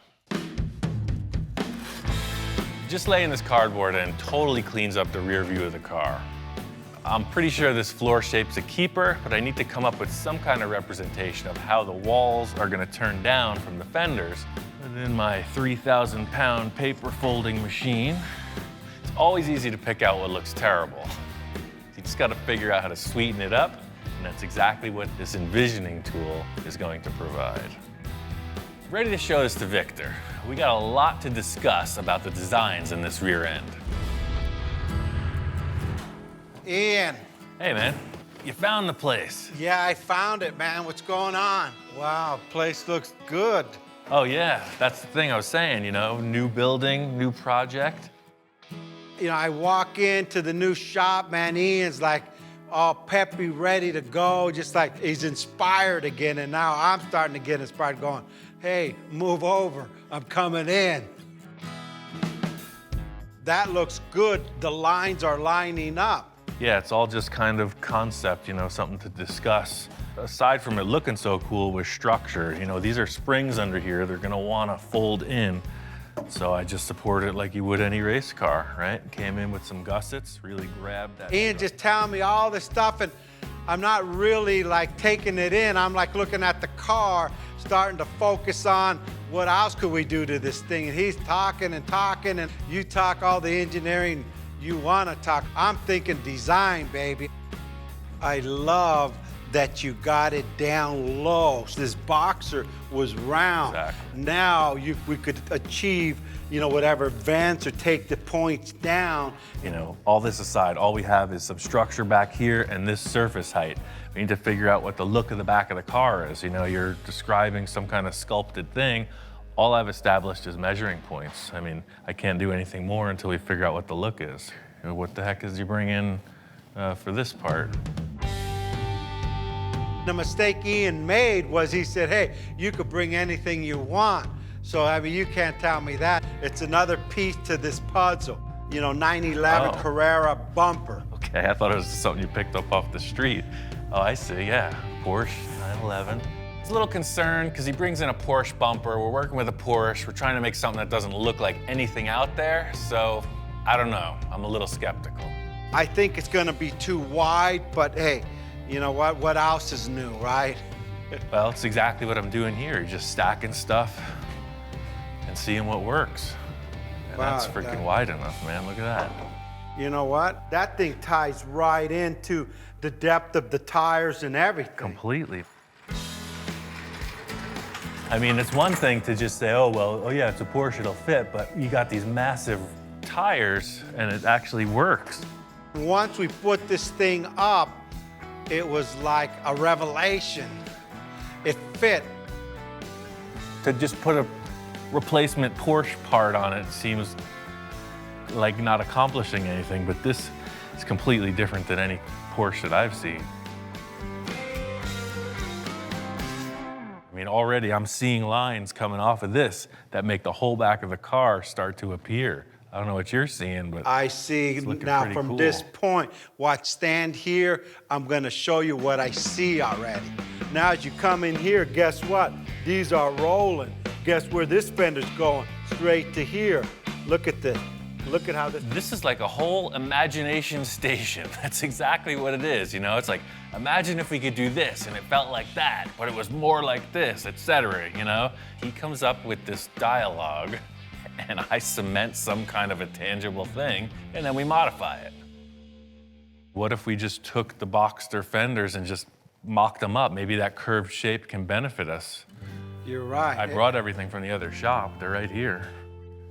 If we're gonna go with this Porsche bumper, it's very round. It's in direct opposition to the faceted edges on this Sterling body. It's got me thinking about a couple other ideas.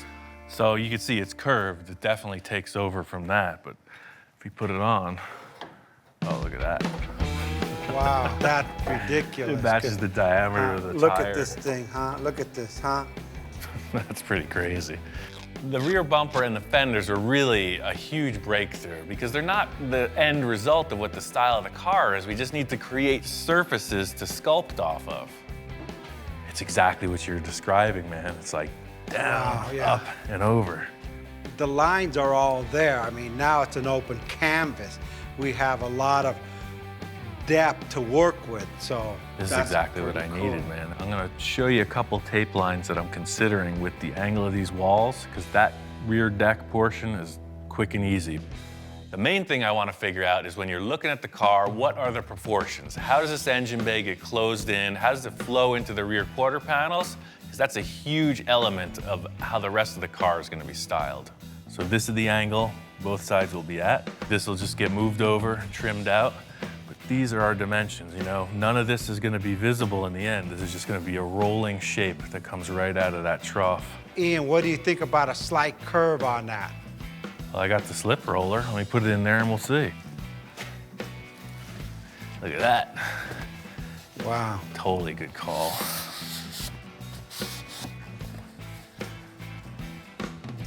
Oh yeah, that changes it from being a file cabinet to a sports car, man. Now you can see it won't be such a tight radius. It's just gonna flow right out, over, down into here, and then you already have your fender built. This is exactly what I needed. I was looking for that new thing that I had never tried before, and Victor's going all in on this. It's starting to turn into something really awesome. Well, if you're cool with that, I could build those panels out of metal, and we could figure out what these fenders are gonna look like. I can't wait to come back in tomorrow to see what he does with it. It just inspires me for the next part of this car. I got a whole bunch of more ideas on this car. We just started. Starting to fit up the rear view of the car, and the first thing I wanted to accomplish was getting this driver's compartment separated from the engine compartment. I got this panel in before I could get this structure finished for the side pieces. These tubes here are going to be the support structure for the side panels we discussed. Victor's bumper idea, I think, is perfect, but what I had to do was suspend it and center it. I came in with some 3/4 inch steel tube and a bunch of small pencil rod, and now the bumper is mounted. This panel here is going to have a rear window in it, but I don't know how that's going to look until we get these sidewalls in. Victor and I are committed to this, so I'm going to put the floor in and build the sides.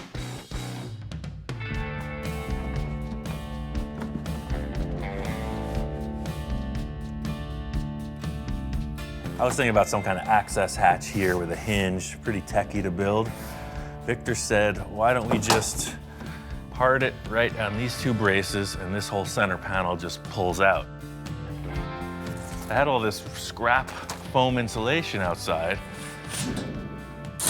and by setting that up on the insulation, you can just run the jigsaw right through it.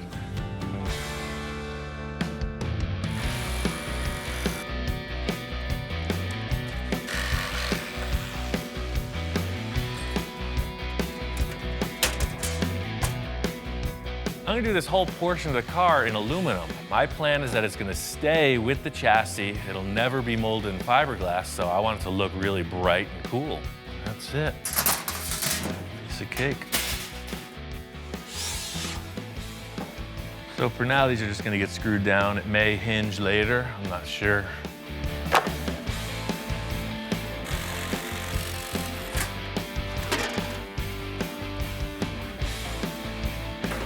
The whole thing with these panels and them being aluminum is that it was my choice that they stay with the car through to the end as a showpiece. So to see them in place is pretty satisfying.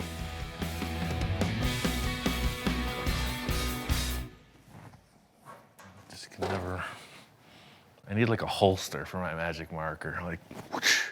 That's it, I'm taking applications now. Anyone familiar with leather work or anything like that? I'm looking for something size quadruple X. Quadruple X so I can grow into it. My senior years. That looks pretty good. I think to set this thing off, I really want to rivet it together. It's going to give it a real industrial strength race car look.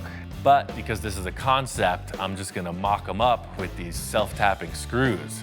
It's a perfect starting point because the hole will later just get riveted back together.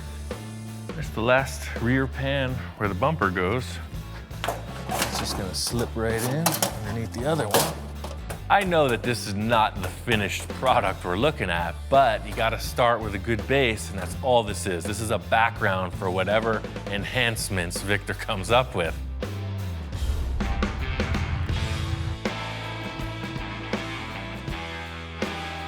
Came out to the Pomona swap meet with Victor. It's one of the largest swap meets there is. It's the go-to place to get what you gotta get. They have everything, including the kitchen sink. That's the deal. It's a full-on treasure hunt. Hey, what do you want for this box of books? I'll take 10 bucks. You'll get 10 bucks for that. It's my favorite show ever. For those that don't know, Monster Garage was like the show that brought the builders of the world onto television. Anybody who's anybody tried their mettle in the Monster Garage. We got the whole kit right here, man. This is gonna teach us how to build a custom car. This is awesome. I think we could just go home now. We're looking for the lights, fenders. Let's just try not to get distracted. There's too much here. I know how you get off on a tangent sometimes. Let's try to stay focused, man. We're on a mission. The main mission today is to just find shapes. You know, anything representing a fender line, a hood line, lights, who knows what's here. That's what it is, treasure hunt.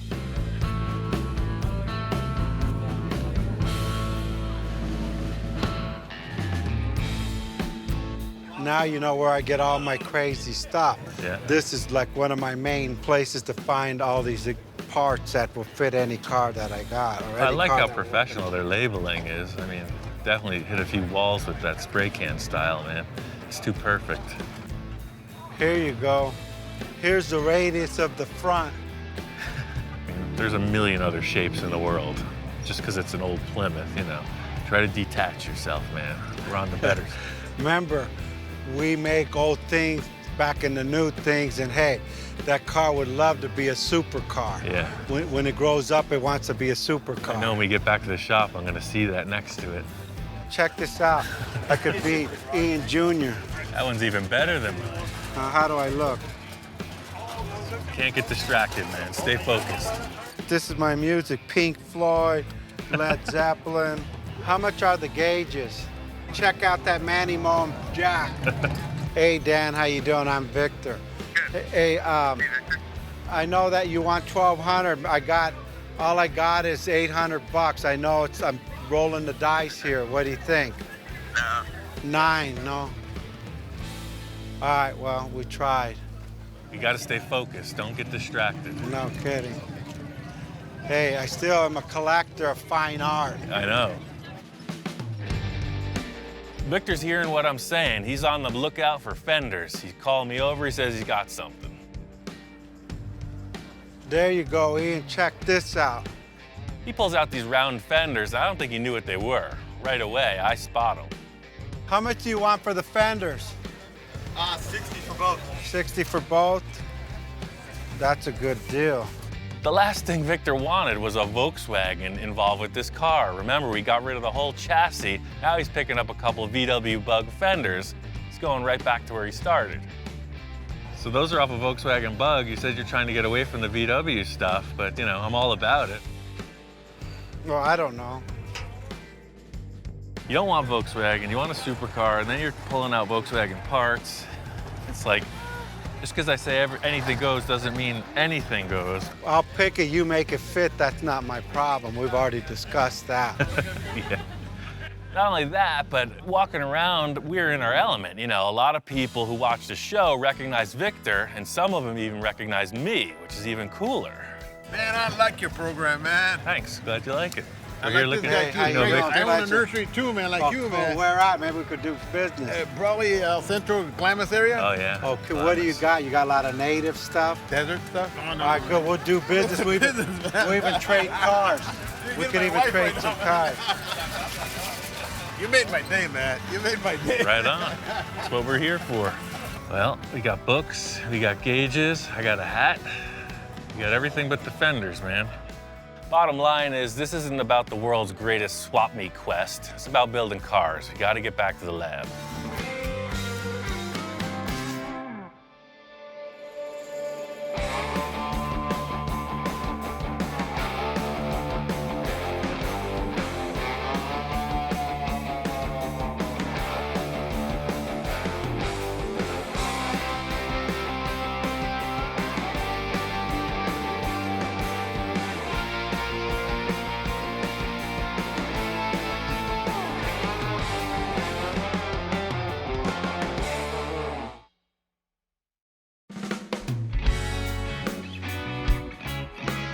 This whole project started because I was looking to do something that I had never done before.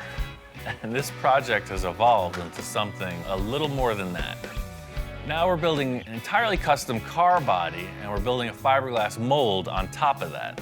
It's gonna end up kind of like a model car, except full size. It sounds simple, right? We got our work cut out for us. We made great progress on the rear end of this car. Pulling that Porsche bumper really streamlined the effort. Coming around to the front end of the car, there's absolutely nothing there. I've never built a car like this. We're doing it kind of piece by piece, but in the end, the car has to look like it was a solid design from the beginning. What really set the pace for the look in the back was just starting off with something, you know, some shape to represent the flavor. I'm really hoping we can get some kind of shape that ties this front end to the back. Victor asked me to meet him in his yard. He said he's got some ideas set up. Let's see what we could find. I had the guys just put all like the fenders and the bumpers together. Oh, I see. Look around and pick what you think we could use, and let's start from there. I called Ian to come out to look at my scrap yard to see what we could use for the fenders. Before I go out buying something, I figured, hey, I know I got something laying around. Walking around Victor's yard, I know what to expect. It's not exactly a scrapyard full of exotics. Check it out, you recognize these? So we're walking through, and the first thing he points to is instantly recognizable. It's a Volkswagen fender. The VW, you know, I don't know. It's got a weird vibe on this project. I don't know what this is, but we don't put it like this. You kick it up and bulge it upward. You know, it looks kind of small. Yeah, and all these freaking 40s fenders. They're Zephyrs. They got the shape, but they're just way too big. A modern thing like this would definitely work better. I told Victor we could use any body panels we want, but they actually have to be the right contour, the right panels, so we can achieve the design we're looking for. I got some other stuff in the corner there. Let's see what we got there. I've acquired 25 years worth of stuff. My wife calls it junk. I call it treasures. Oh yeah, I recognize the remnants of this car, but see, this is kind of the thing I was thinking. See, this is a way more modern looking fender lip opening. But that's too square. I'm just looking for that round fender point. I just need the point. This could be closer to it, but even this doesn't have enough roundness to it. You know, I know these parts are pretty rough. I mean, like really rough. But hey, with Ian, you never know what he comes up with. Yeah, check these ones out. This, I think, would be more like it. I don't know what this is from. It's probably a newer, I don't know what these are off. It looks like they got caught on fire. Yeah. What the heck, both of them? Yeah, got a little fried there. It's got these two burned up fenders. Even though they're not really pretty, they do have a more modern look. The Zephyr and the VW were very exaggerated, and these are a little more streamlined. It wouldn't sit like this. There again, we kick it up. You know, you open this up so it goes around the tire, and we got this little arch here so we could go down with the hood. That may be something you could work with. What do you think? Victor's got a lot of wild ideas. You know, he's totally shucking and jiving. He's giving me the sales pitch of the century, saying we can pull this off with the parts that he's got. We just got to get him in the shop, see what happens. Just like everybody says, hey, if you build it, I will come. If I give you the points, Ian will make it work. Right. That's my philosophy. Here he goes. He's pulling me into another three-ring circus. Well, what's up with this bumper here? What the heck's this about? Building projects like this behind my back? It's something I picked up at Pomona. I mean, the price was right, I didn't need it, and I bought it. Looking at this bumper Victor has, it's definitely from a tuner car. It's not really the flavor we're going for, but it just might be a starting point. I don't know if this will just fit right on the car, but it's like the rear bumper. It's a perfect starting point. You know, we'll change the styling somehow, but it's already a fiberglass bumper. All right, let's try that out. I'll grab Yeah, the you got two two fenders. fenders in this. I mean, see what it does. Pretty loose looking pile of parts we got here. There is some potential, we just got to get it in the shop and see.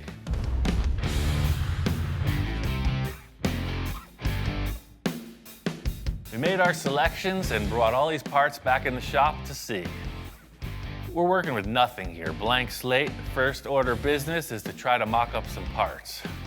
The Sterling's square, and that's just not what we're going for. You see, 'cause, I mean, everything's out of proportion, but the way I seen it was like this. I'm just looking at this point going down into the hood. All this will be discarded. This is all I'm looking for, and actually up higher. The whole style of the front end we're trying to create here is sort of like raised fenders, super low hood height. Put these burned up fenders on the car, and it's sort of the direction we're looking to go. These are already way better than the Sterling because they're so much rounder. You know, we're getting away from this flat, faceted shape, and you got an arch, man. It's working. It kind of fits. This is how Henry Ford did it. I'm sure. The only thing he didn't have was cordless tools, man. The concept we're creating here is nothing different than any customizer's ever done since all this started. You know, you have some handmade stuff, but you're using production pieces and you're warping them into your own new flavor. I mean, looking at the rear fender, you know, again, you're gonna enhance it a bit, but it's a way better starting point than that flat Sterling thing.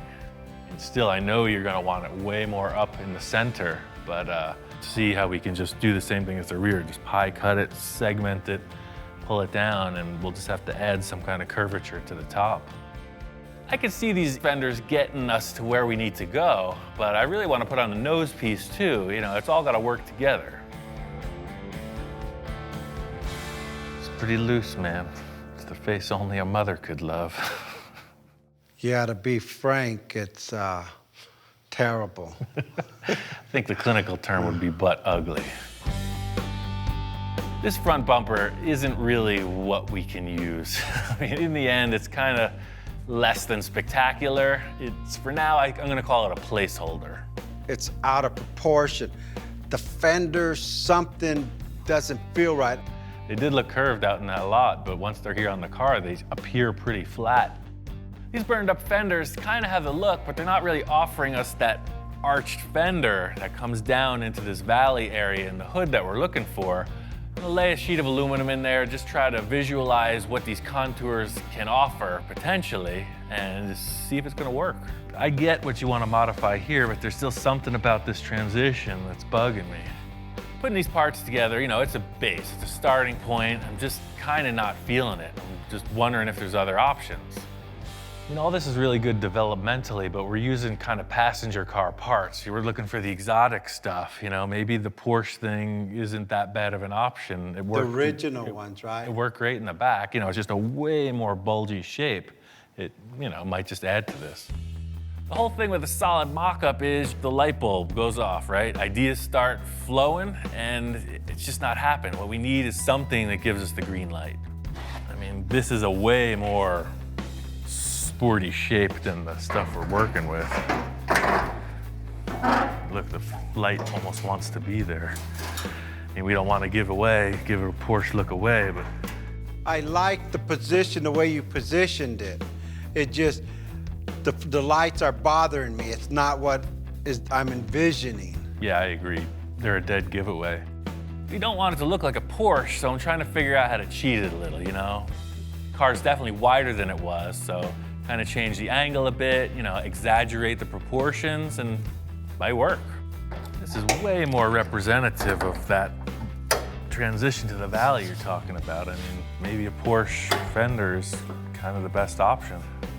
Yeah, and then once the light comes off and then all this metal comes all the way down and meets the bumper, then whatever light we decide to put in here, and there's my valley, right? Sure. There's my valley. Yeah, maybe just tape over them, primer them like we did the back, just gray it out. These fenders seem like a good choice. I'm gonna mock them up, rough out some tape lines, just kind of see what it's gonna have to offer three-dimensionally. Victor's big concern is that he doesn't want this to look like a modified Porsche. You know, we're using these parts, but in the end, I'm sure it's gonna look like one of a kind. I could see that working, man. It's nothing that I would take home to my wife at this point. You know, one step at a time, man. Nobody said it was gonna be easy. I know Victor's pretty nervous about this mock-up. It's totally loose. I got a couple ideas. I think we could pull this off. I just gotta pull another rabbit out of the hat. You got a general idea of how this thing's gonna look. First thing I need to do is trim off a bunch of the material from the front of the roof. This is just like the trimming back of a freaking shrubbery. You get rid of the stuff you don't want. This whole roof shape is gonna change. But again, the parts that are critical that Victor wanted are still intact. Victor's always about the inspiration, so he's brought in a number of inspirational reference points. I got a couple of other ideas for him. Shop inspector's never seen anything like this. You know, we go for rides in cars all the time, and now he's like a giant monster looking at this vehicle. If there's one thing I know, this dog loves treats.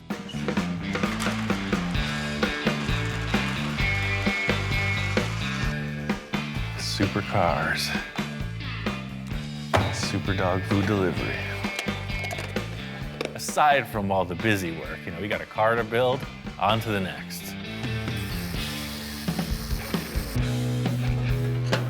First thing I want to do is get rid of these headlights, cut them out. I definitely want to do something way different on the nose of this. This is way better than those other funky parts. These fenders are just perfect. Because of the rim and tire selection, you know, the fenders were not going back in their stock place. So what I did was I moved them out, changed the angle a little bit, raised them up. So, you know, even though they are Porsche fenders, they're nothing like it if you put it side by side. It's pretty impressive. But again, there's a giant hole in the car. I'm thinking about one thing that just might work. There's one thing about that Sterling is it does have the flavor of what we're looking for. Just like with everything else, I'm gonna use the portions of it I think will work and cut out the rest. Love this surface. You can see we're right on this area Victor said he was committing to. This height flows perfectly up into here. Right here it starts to rise up, and that's the area that is a foul. Like with all the other components on this car, you know, we're trying to make it our own. The Sterling hood's getting trimmed way back. I'm just using the portion of it that represents the profile I'm looking to achieve. Perfect. It's very curved, even though it made it look flat to the eye. And by screwing it down, it gives us a perfect transition to these fenders. Just by removing the scoops and kind of trimming it back a little, I think this hood's gonna work. I just need to make some simple structure to attach everything, and then it's on to finish work.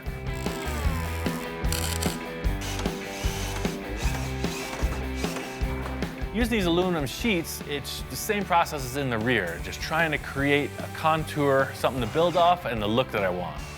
Being that this car is gonna have a mold on it, in the end, the construction here, anything goes. It's purely a mock-up. Now we're getting somewhere. This is all about the concept. I'm gonna tape some of it up, spray paint it, sit back, check it out. Getting these fenders mocked up, I really see the potential of this valley and hip fender aspect Victor was trying to get his point across about. I see a issue with that bumper.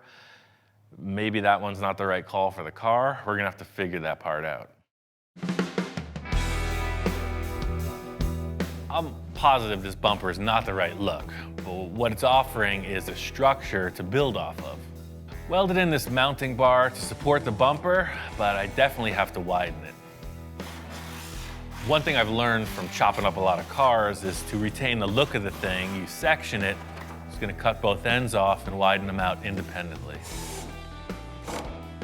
As crazy as this sounds, my whole idea here is to just sheet the thing with aluminum. You know, we'll have a blank slate and we can work forward from there.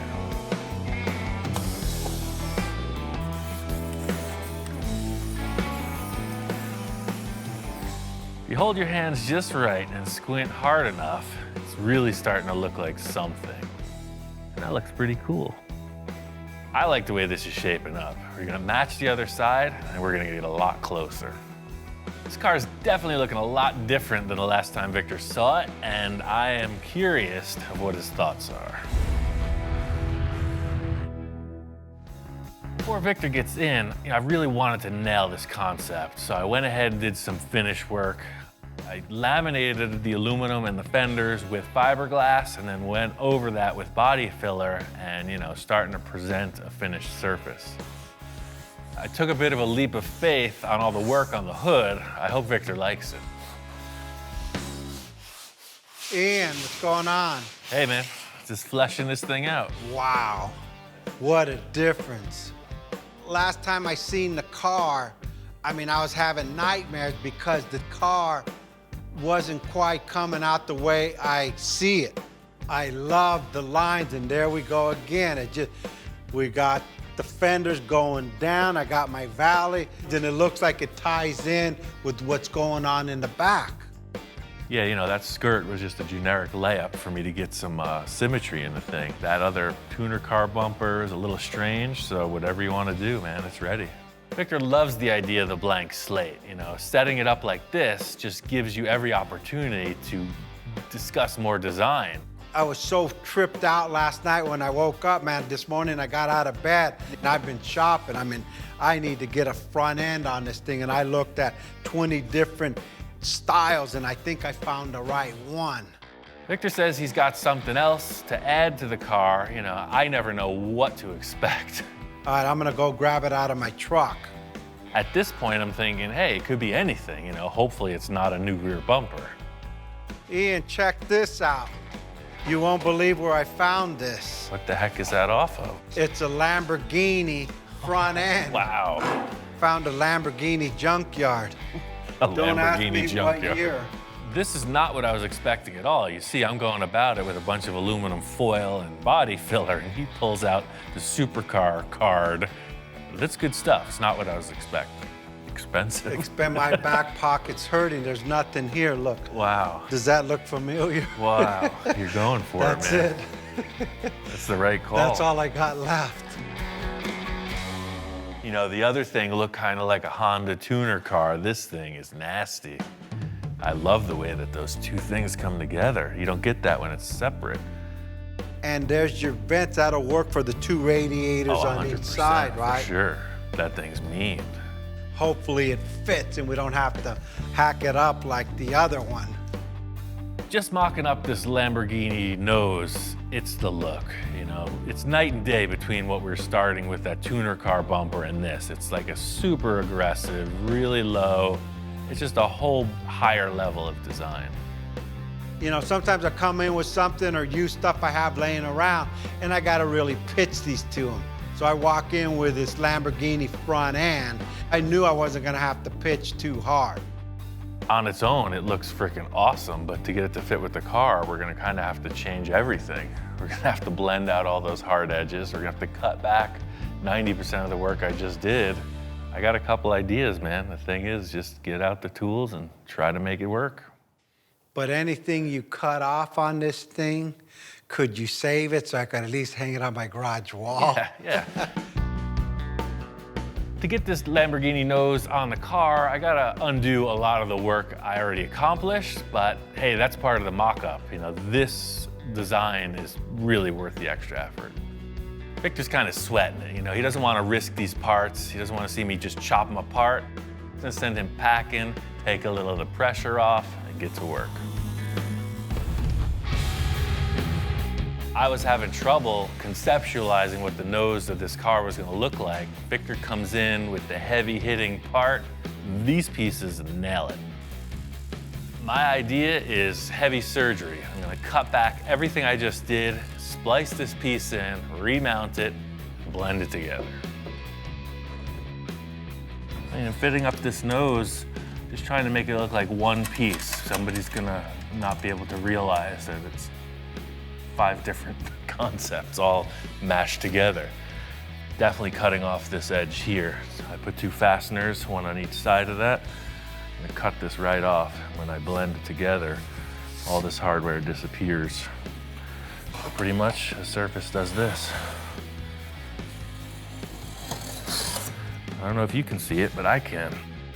The whole thing with this process is it's kind of so reaching in the dark, you know, it's just looking for these little glimpses of hope to carry you through, because trust me, this isn't easy. This is like the challenge of a lifetime, and we're going about it pretty haphazardly. To fill in these gaps, the same process as with the fenders, just some aluminum sheeting, fiberglass, filler. You know, one thing I've always wanted to do is, you know, build complete car bodies in the style of Ed Roth, and you know, this is very similar to that. Glomming a whole bunch of stuff together, no matter what it is, and then making a mold on it.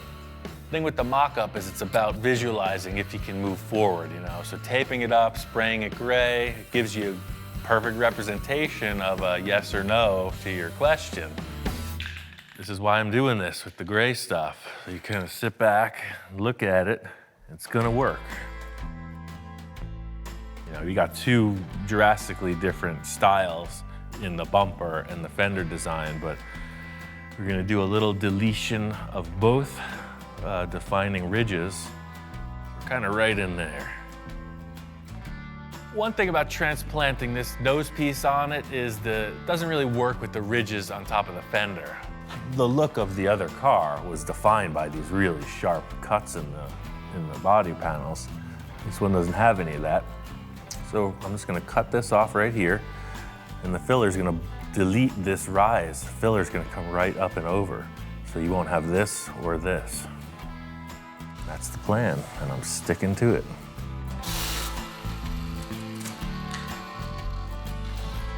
Victor gives me all these exotic car parts, and I get to destroy them. It's the best job I ever had. In trying to make this thing look a little less identifiable, on the side vents, you know, we softened the edges on that, trying to get away from that, round it off a little bit, and make it our own.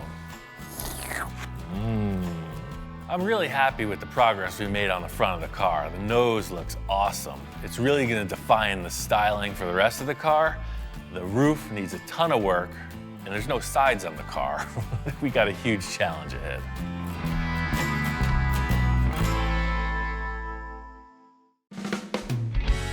This build continues to evolve. When we started out, I wanted to do something I could really spend time on, something I had never tried before. And that's pretty much what I got. Building a custom body and mold over a Porsche chassis hasn't been quick or easy. But now we're getting to the point where we gotta commit and make it happen. It's time for the next phase of things. Got my friend, Hardcore Bob Gore, He's coming in to be the guinea pig. I mean, to help me experiment on this mold process. Oh, man. When I walked in, yeah, I was totally floored. He totally blew my mind when I saw it he had sitting there for me to work on. So, you know, Victor wanted a concept sports car. So this is where we're at with it. You're definitely on the right road there. Ian does classics and custom classic work and things that you would totally think of nostalgic, and it totally blew my mind seeing that, walk in and see that he's working on a supercar. Man, when you told me about it before and you sent me a couple pictures in the works, but this is this is beyond what I was thinking already. The whole thing with this is that this isn't the finished car. This isn't even the car we're building. We're gonna build a mold on this. Why are you building a mold instead of just making this the car? Seems like every time I just throw this term, we're making a mold on the car, people just are all question marks. Bob's the same thing. Like, what do you mean? It looks like a car right here I'm looking at. And I'm saying, no, this is just a sculpture. It's about 5 inches thick. I was gonna say, it feels pretty solid. Yeah. And I'm creating a shell on top of it that is a negative image of the sculpture. Then you create another sculpture, the mold, and you get your finished product. By not creating a finished piece, by doing it more like a sculpture, we're able to change aspects of it. And in the end, the mold will give us a really lightweight finished body. But this thing has to weigh 3,000 pounds as it is, just the body. We started going over why he was doing what he was doing. And the thing that came to mind was, hey, we're doing this for Victor. And Victor is a master of change and improvement. I never would have thought of making a mold out of it. I would have just made the first initial car and said, there it is. Yeah, that's the thing. It looks good now, but the kicker is I've never built a mold this big. So that's why you're here. Guinea pig. I can blame it on you if it doesn't work. Right. That's Okay. the ball guy. I got a test piece over here, so we're just gonna make a mold on that. If that works, we're gonna make a mold of the whole car. Everything I've done so far has been in order to get to this mold process. So this is like the critical moment. I think we should do a practice on this Mustang hood because all these contours, if we can get it to release off that, I don't see anything with this amount of draft on that car. The first step here for me is to just examine the process, just test it out on something that doesn't have a lot of draft. In other words, not a lot of negative space that the mold can hook onto. So I've got this car hood and I think it represents a good amount of detail, nothing more dramatic than the shape we have. The worst case scenario is that we glue this mold to the car and we can't break it off. You ruin the whole car. You mean you could actually stick the mold to the vehicle itself, to the model? And that would be a disaster. Imagine we build this huge fiberglass structure and it's glued shut. We ruined the entire project so far. If this mold sticks to the car, all of the design we've done, all of the sculpting is at a loss. It's trapped in this giant blob of fiberglass. Bottom line is I'm trying to do everything I can to avoid that situation. So this stuff is kind of the formula that allows you to break the mold off, theoretically. Okay, the releasing agent. Yeah, part all paste. So I put one coat on already, but the information I got was you want 3 or 4 coats of this. So basically just brush it on and buff it off. All right, let's try it. I'm explaining to him the critical factor of this mold being able to release. You know, if it sticks to the car, it's a total loss. So in order for the thing to not stick to the car, it's all on you, buddy. Just as long as you do this one process right, we're gonna be okay. Wax on, wax off. Yes, Sensei. That's yes, exactly Sensei. it. And the true joy of being in this managerial position at this point is that I get to stand back and watch the show for a minute. You know, I'm usually the guy thrashing, sweating it. I got the agent on there. What happens if I didn't get it on there the right way? I don't know. That's your job. Through this whole thing, Bob is super concerned. You know, he's taking this to heart like it's his reputation on the line if it fails. Bob's got this covered, I'm sure. Just have a little lunch break, watch the process. Can I have a bite of that sandwich, man? No, sir. After the release agent's in place, the only different aspect of the fiberglass process is putting this layer of gel coat. What the gel coat does is creates a nice smooth black surface, It basically keeps the fibers in the fiberglass off of the surface of the finished mold piece. What I'm gonna do is just pre-cut all this fiberglass, because as soon as that starts set and 3 coats of that, we're gonna just layer this right on top. It's all the same material. Usually when I come in, I get to watch Ian do his thing and then add my twist to it or whatever I have to offer to it. I didn't expect to be put on the hot seat and say, here, if this doesn't work, it's on you, Bob. This is looking good. You're hired. The resin sets up pretty quick. You know, here we are 25, 30 minutes later, and it's hard. It seems like we could pop it off. Wow, it works. At this stage, I'm 50-50. I have no idea. Just in putting this wax on the surface, what do I know? That's just what they told me to do. I've never tried this. Thing is, I'm just working the edges. You know, you gotta start somewhere, so I don't know if we're gonna crack this or break it. We're just working the edges, trying to get something to release. Holy moly. Yeah, baby. Look at that. Oh, man. Totally worked. As soon as there was enough pressure, it just released. It's a Victory. Good. Victory. Bob was here specifically for this. If it went wrong, I could blame it on him. He's got to hit the road. It's all smiles. You know, setting it on the car, checking it out. It's like, okay, we're going to do this to the entire vehicle. What we just did is just a drop in the bucket. This project has required a huge amount of body work. Every line on the body has been created by hand. So Victor's guys are helping out on the side. Hector and Javier, ace body guys. They've been with Victor for years, and they're here on the team now. Ian, how you doing? Down to the wire, man. You've been sanding and sanding and sanding. Looking pretty awesome, man. Victor hasn't been here for a minute, and the 3 of us have been hammering on this thing. There's a lot of dust in the room. Stuff's been happening. It's the thing, without these 2 guys, it wouldn't have happened this quick, man. Man, you're on. How you guys doing, man? You've been working out. I thought you were the guy that doesn't sleep, and you got my guys that are working 24/7. I'm the manager now. I stepped Hey, up, man. it's I get about the time, management. man. I'm glad. Victor's responding to all the block sanding. He knows what it takes to make a straight car. It's looking good. What I really wanted to show him was this mold experiment we just pulled off and how that's going to transfer to the next step in the process. Well, we got this hood here. It was just laying outside. Where'd you get this at? This is the mold. This is the whole process. You did this? Yeah, we did this yesterday.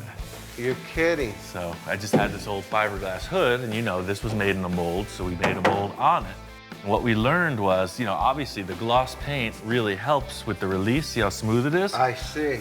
But what we learned too, see, it took some of the car with it. See this here? Yes.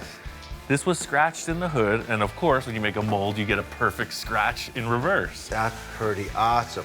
He's definitely relieved. You know, there's kind of been this like gray area on the end finish here, and showing him this mold, he is all charged up.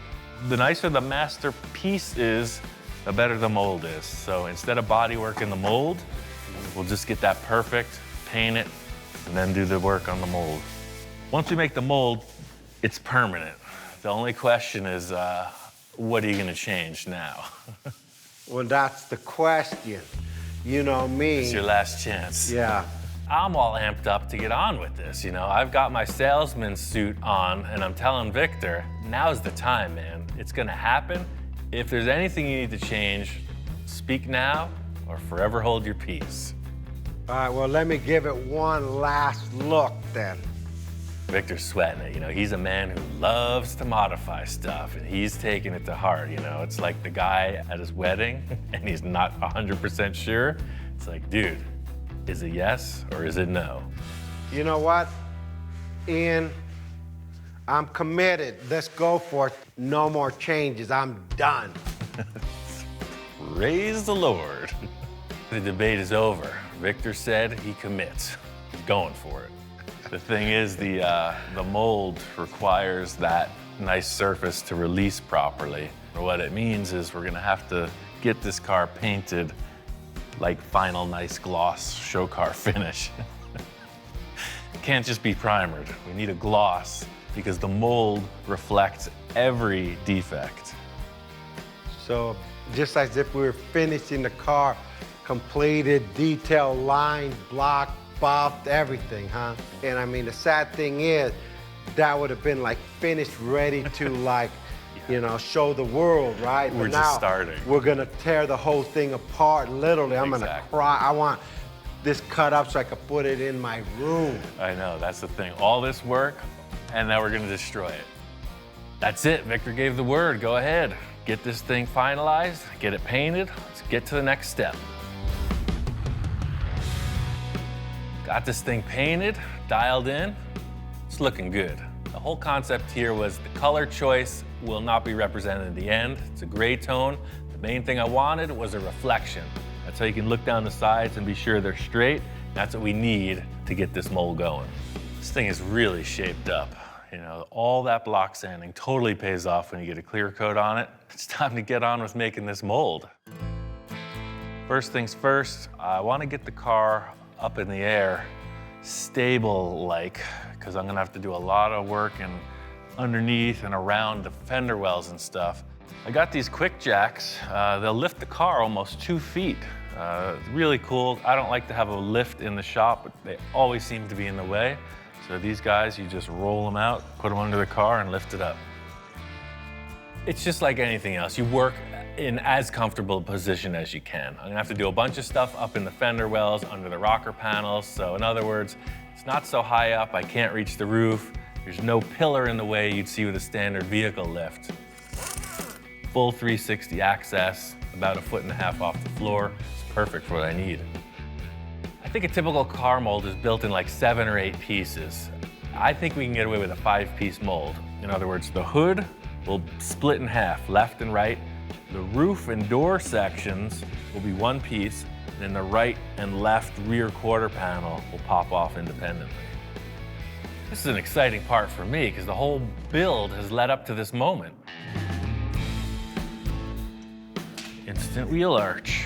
The whole thing with the parting line is the mold has to separate. When you reassemble the parts, you want to be sure that they don't shift because otherwise you're going to have a big step in the surface. So my simplified keyway is using this board. It's a door jamb with ridges. So you have this series of ridges and then they index every time. In other words, it's not going to move up and down because it's keyed. The first step of the process is exactly like what you saw on the mock-up with Bob. Just going to put this release agent on. The one difference is this time it absolutely counts. Hey, what's up? Oh, what is this, Fashion Week? Come here. Shop inspector's here just for one quick glimpse at the magic. You know, he knows this is not the standard procedure. He's very concerned, so it's a toxic environment. Bottom line is I am going for this solo, unsupervised, no inspection, no quality control, anything could happen. Later, Wonder Mutt, it's been real.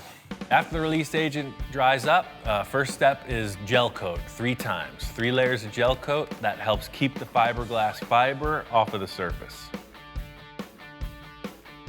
Gel coat is on, now 3 layers of this.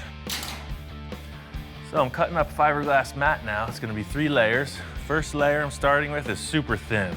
I noticed with that other test, these heavier panels were having trouble molding into the contours, and I want to be sure that it lays down. So the first layer is ultra light. The thing I'm responding to is how much effort this takes, you know. I've heard about hand-laid parts, how they're kind of superior and that they're a really perfect fit up. The thing I had no idea was how much material is used. This is 1/5 of the mold, and it's just taking a ton of product. It's gonna get real ugly before it gets better. Hopefully Victor doesn't get traumatized. Passenger side is 1/2 of the nose piece. I'm gonna do the same exact process on the driver's side. That represents the nose. Get those in place, pull it off.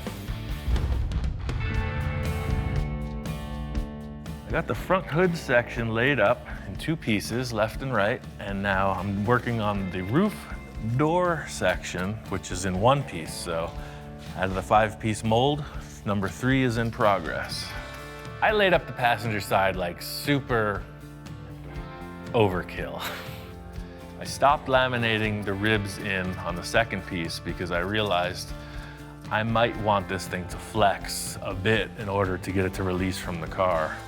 So that's the thing, this first release is just gonna tell me what needs to happen. Is it the more rigid one or is it the more flexible one that releases easier? I'm getting wild style on this. It's totally out of spec for what the shop inspectors used to seeing. You know, there's like no process, there's no procedure. It's just glommed on the car and he is like super leery. So it's the moment of truth, man. Victor's on his way right now. We're gonna see if this is gonna part, see if it's gonna come off the car. Are you ready to witness the grandeur of all of this effort? What do you think? Thing is, no matter what the critiques say, you gotta work through this. We gotta make this stick. Maybe stick's not the best word, you know, non-stick surface. You gotta make it non-stick. Yo, Ian, what's up? Hey, we're ready to pull this thing off of the nose.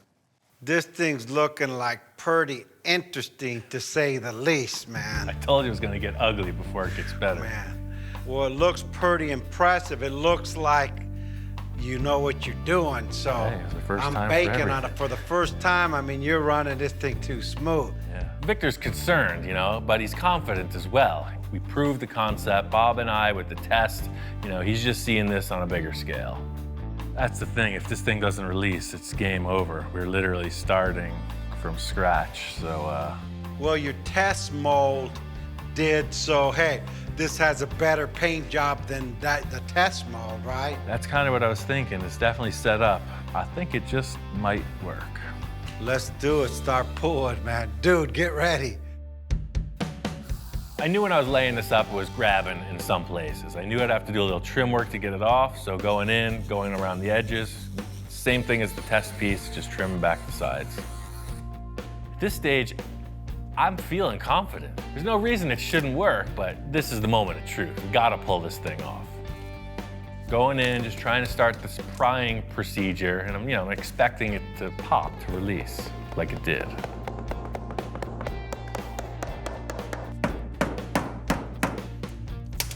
I don't know, dude, it's just not releasing. I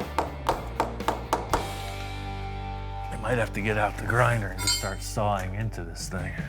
I wanted Victor to be here for this. He missed the release of the first one. You remember, it was all smiles and celebration, but it's not the case right now. You want me to call another guy here to hop on this so 3 or 4 of us could pull on it? Victor's not a guy who's known for his patience, you know? He's like, problem, remedy it. He wants to call in some help. Javi, could you come over to Ian's shop? Okay, yeah. All right, bye. I have no idea what's going on in there. I've never built a mold before. Javi, how you doing? That's perfect. All right, 1, 2, 3.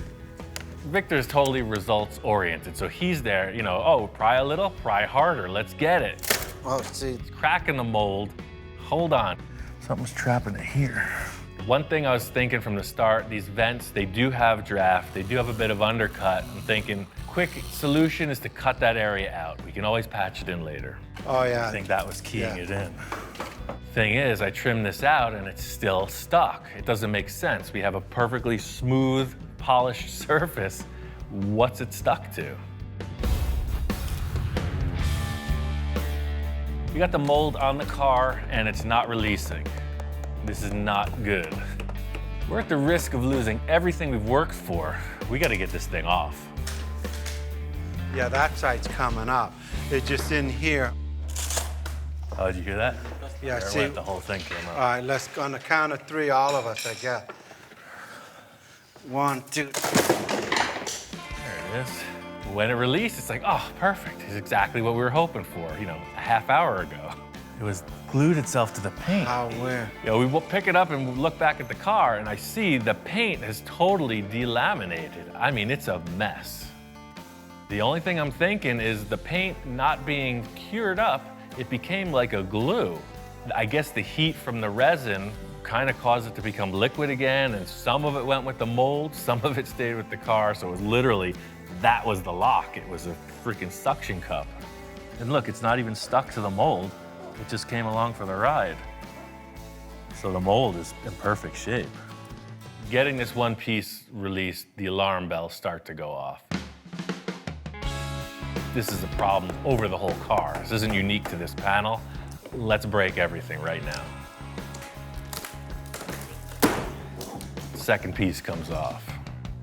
You know, I'm multifaceted, back in the salesman's role, and I'm like, no, no, don't look over there. This is what you're looking at, and the mold is good. Piece of cake. Might not be the prettiest, but hey, I know we got what we needed out of this. I think we made it. It was a little sloppy. We got it. Next, we got to get the roof section off, but it's as stuck as the rest. There it is.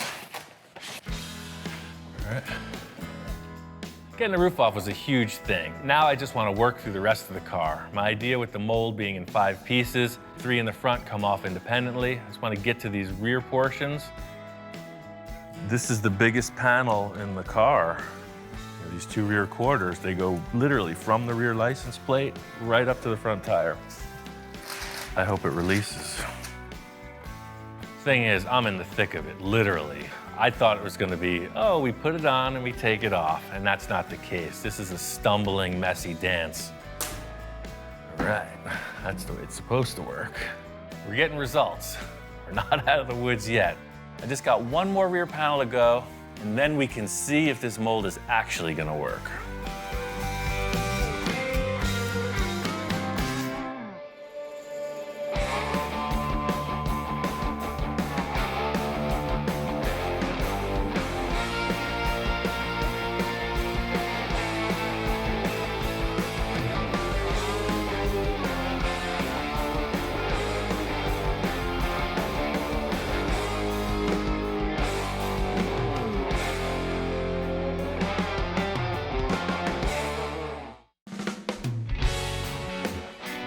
This whole journey started when I went looking for a new project. I was looking for something I could really dig my teeth into, you know, push the boundaries, and then Victor called. He started throwing down some concepts, and I got a bunch of ideas. This could be the most ambitious project yet. It's true. Victor is always pushing the boundaries, so let the adventure begin. Here he is, Mr. Sports Car. Man, this thing drives so good. I mean, really good. I was impressed. Victor pulls in, and he's looking really comfortable behind the wheel of that new car. Now I get it. Enjoy it while it lasts, man. Now I'm like a little skeptical. I'm going, oh, shoot. Do I really want to tear apart this like awesome looking sports car that drives and handles convertible top? It's like, come on, Victor, what are you thinking about? I see the look in his eyes, and I just want to confirm. It's like, hey, man, you still want this to happen? Once we go forward, there's no turning back. My whole life, I always wanted to get a Porsche. It's your last chance, otherwise we're going to get into it. I don't really want to cut this thing up, but hey, I got Ian in my corner, and he's always pulled off my crazy ideas. We got a good foundation, so let's move forward and do what we got to do. The Porsche and the donor car. The only thing I really want on this thing is this top. You know what, we may use some of the silhouette, but this top, the way it opens, gotta go on the Porsche. Because Victor's been so vague in his description, I'm just trying to figure out something to get Victor's idea in motion. He's got these 2 cars. He doesn't want either of them, so I'm assuming it leaves a lot open to my interpretation, so I'm gonna go forward in the best manner I see fit. I think the most straightforward thing to do is for me to just cut this thing into multiple pieces, get the chassis out of the way, and then tomorrow we'll tackle that one. Here we go again. We're on the next journey. Where we're gonna end up, nobody knows. We don't even know. Ian looks at me thinking I know what the heck I'm doing, but in my mind, I don't know where in the heck I'm going. Victor's heading on out the door, and I tell him, enjoy that Porsche while it's still intact, because I got plans. That's my baby, right? You could cut the heck out of anything you want, just don't cut my top. Okay. Surgical precision. How do I look in this thing? You look good, man. All right, I'm out of Dodge. Have fun. I guess the first thing is to lift this roof up and get rid of it in one piece. One thing I can say is I'm a master of disassembly. We're gonna work right through this car, pretty simple. I said,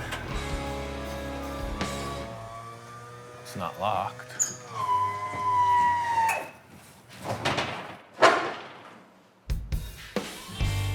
The one thing that was the sure thing, you know, the main wish on the list, doesn't work. No good. Nothing. It's not even budging.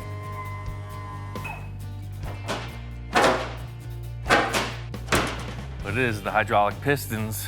They're hydraulic. So as you try to lift it, there's no way to lift it. They're sealed shut. That's a super sketchy aspect of the design. You could see what happened. This car failed and somebody got locked inside. And that's why that window's kicked out. Guaranteed. The way this roof opens is it's a hydraulic unit, so you cannot just lift it up. There's oil inside it, and it's non-compressible. So if the motor doesn't lift it, you don't lift it. So what they did was they filled it with oil. It worked for 10 minutes. And they sold it to Victor. Perfect case scenario, you know, starting off on a fresh new foot here, and of course nothing works. Therein lies the design flaw in the Sterling kit car. We just figured it out.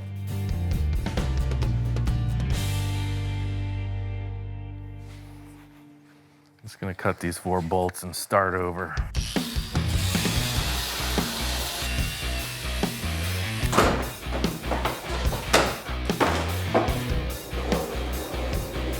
The thing I was hoping to do is just retain these hydraulic hinges. You can see all the fluid is just coming out of the top of the pistons. I'm just gonna cut it out. A sane, normal mechanic would probably take off the tire and look under the car, but I ain't got time for that. We're gonna cut our way through.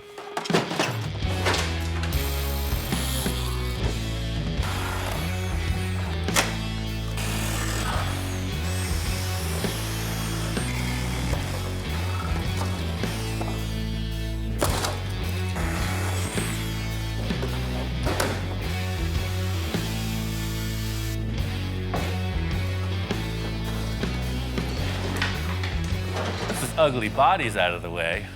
There's the pot of gold at the end of the kit car. It's a Volkswagen chassis. Perfect running vehicle. I'm taking it home.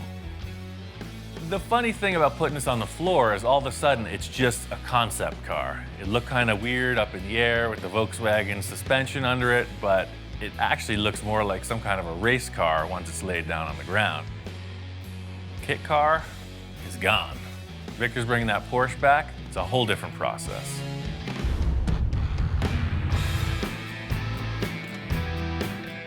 Back early. Wow, dude, you cut that thing apart. I don't know, something doesn't feel right here.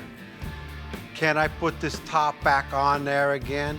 Just to see if we haven't lost anything? Victor's kind of got a one-track mind. I don't know if anyone's ever loved a Sterling roof as much as him. So, like, you know, you can do anything now. Now it feels right because you could kind of see my flavors back. Right. The number one thing I found out is that hydraulic unit is bunk. What happened was they filled it with oil. You were able to lift it 5 times and then it failed. So that either needs to be rebuilt or replaced entirely. I'm not concerned about the hydraulic. I was concerned that he's gonna cut my roof. You never know with Ian. So this thing's apart. I'm ready to get into the old Porsche, man. I got a couple ideas on that. I'll just take it all apart. By the time you come back tomorrow, this thing will be bare bones, ready for construction. But remember, one wrong cut of a wire, it won't turn on, it won't go. This thing has sensors everywhere. I know, that's what I was reading about online. I did my research. I know how to take it apart without messing up with the computer. I'm on board. Let's do what you gotta do. Might be a little painful to see it break apart. Like, really painful. You know how many people are gonna be pissed off at you, not me, people. He did it, I just watched. This is the part where some people flinch, but just like the surgeon in the operating room, you know, sometimes you just don't want to see it, but you want to get fixed. All right, man, I'll start taking it apart. Talk to you later. I'll just... Don't be nervous, I got this. You know, I have complete faith in Ian. I guess. So first things first is to disconnect the battery and unbolt everything I can. This is the white glove tech disassembly. What Victor doesn't know is this is a lot like a Volkswagen, just a little more high tech. The whole idea is to retain the complete drivetrain down to every last wire that the computer has a sensor for. All of this stuff is critical if this is going to pass emissions and if it's going to run properly. If you ever tried to take a door off, say, a 55 Oldsmobile, this is a totally different game. I'm not planning on using any of these body panels, but I'm also not going to beat them up. They're really nice. If we do have to retain something, we could just grab them and reuse it. Look how much stuff is hanging out beneath the fenders. Looks like a freaking Robotron or something. You could see how much room there is in the front of this car, which is perfect for the low nose profile we want to get in the end result. The OG is in the house. It's not my house, but we're still doing our same old thing. He's inspecting, he's checking stuff out, and I'm busy working as usual. What do you think? Like next level. I mean, we haven't done anything like this before. I don't think this dog is much into imports. You know, he likes the old school hot rods, customs. This is kind of a first. It's new territory. I'm guessing he's gonna warm up to it. I knew that everything from the doors forward was gonna unbolt. It came apart no problem. The back is a different story. I don't know what we're getting into. No turning back now. Waiting my whole life to do this.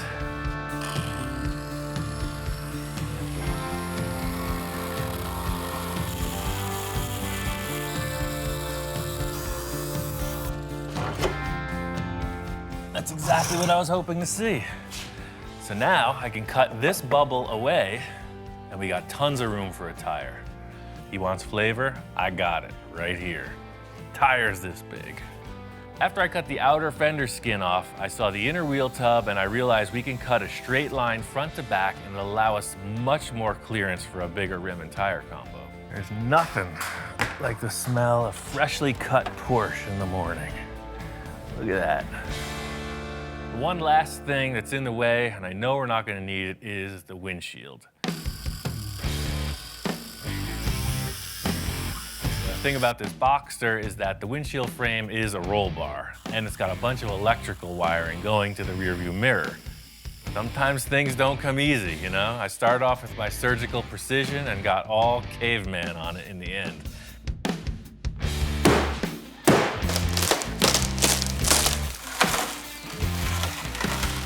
I love the choice Victor made with this Boxster. As a concept car, it's ideal. The fact that it's a convertible, all the structure's still there. That's a huge plus for a kit car scenario. If you cut the roof off a regular hardtop car, it gets flexible. It's a perfect base. It's a nice car. Glad to have destroyed it. No turning back now.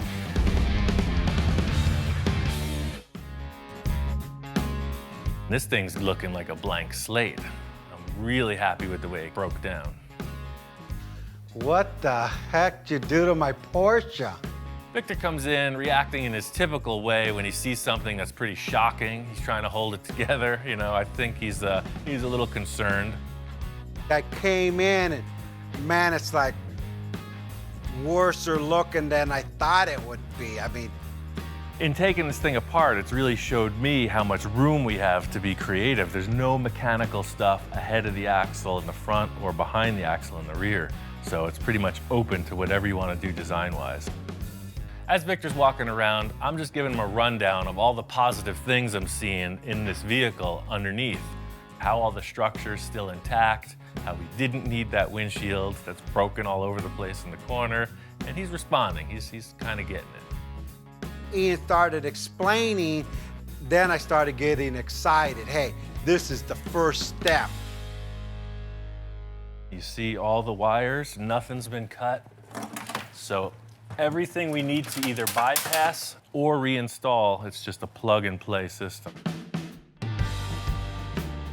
This thing has so many sensors on it. I told Ian, all I care about is that that car runs after it's all stripped. Apparently, he's found out that if you tamper with the electronics, these cars go into a safety mode and they won't start. Yeah. Everything is the same. Awesome, man. That's awesome. Like butter. That's why I took it apart this way. Hook the battery up, it runs. I think it's gonna be a good go-kart, man. Victor's become pretty attached to this car, and just seeing that it ran, you know, he wanted to hop in once more. No rear view mirror. Nothing. Nothing in your way. He wanted to sit in the car that's all cut apart. What's more fun than that? Still feels good. Same car, man. Look at the wind's hitting my hair. I can't do a burnout, but I could. That's pretty cool. I seen it, I feel it, I taste it. Now, I'm excited. Where's the body at? Well, we got that other thing, and I'm not sure. We got to fit it on and see if we got even something to start with. Now that we're this far, we got to put that roof on, make it work.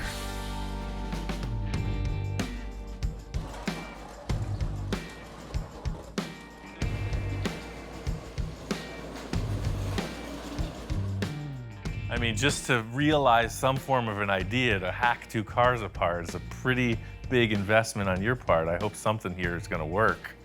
I gotta cross my fingers. 1, 2, I need more luck. 3, 4, 5, 6. Okay, let's go for it, man.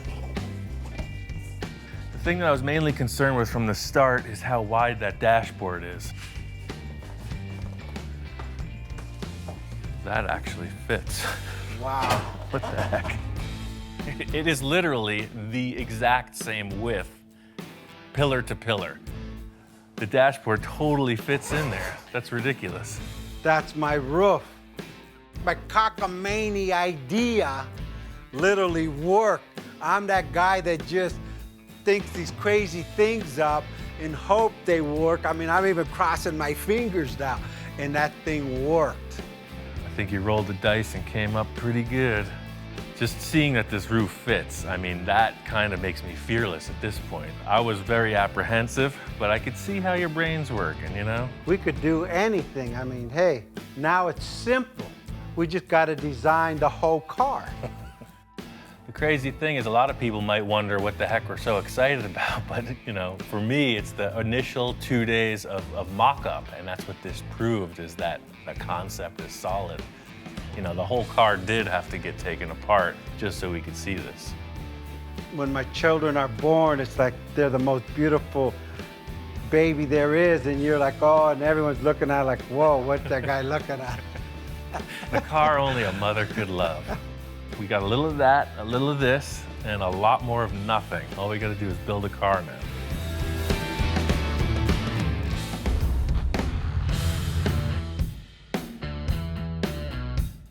Out here in Pasadena, the Art Center College of Design, their annual car show.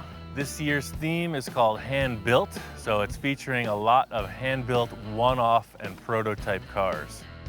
My homework assignment for Victor was try to find some flavor. You know, he's using that term constantly, so I'm not looking for any specifics here. Just trying to see what's on the ground and what's in the classroom. The coolest thing about this show is that it's all invited guests, alumni, designers, cream of the crop. So all of the cars here have some design elements to pull from, whether it's super antique or super futuristic.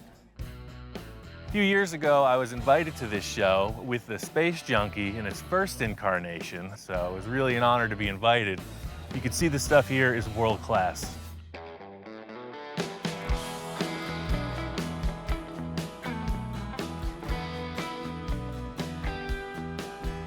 They got a lot of really expensive exotic cars here.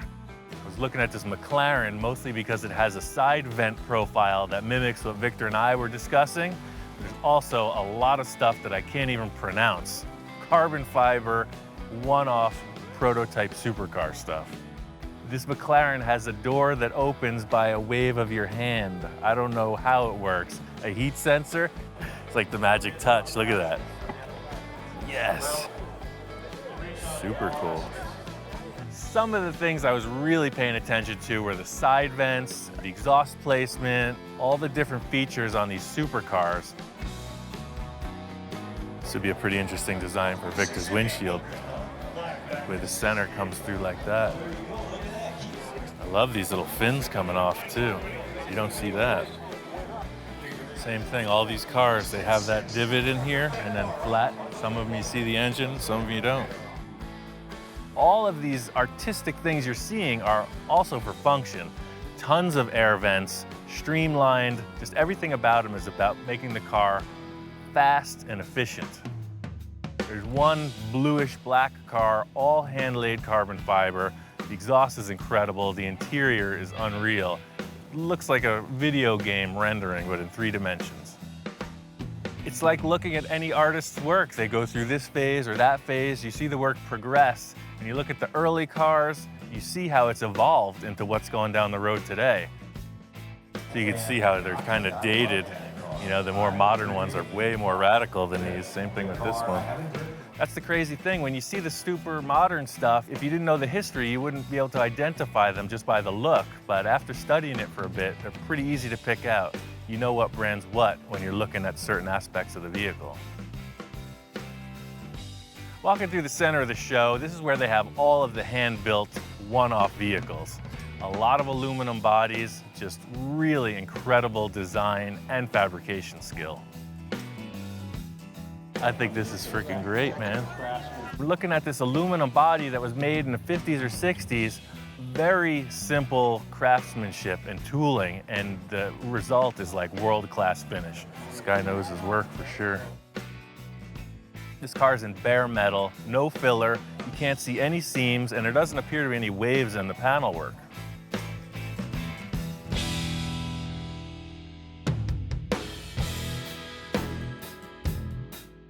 Really about trying to find something unique. I'm looking for the oddball.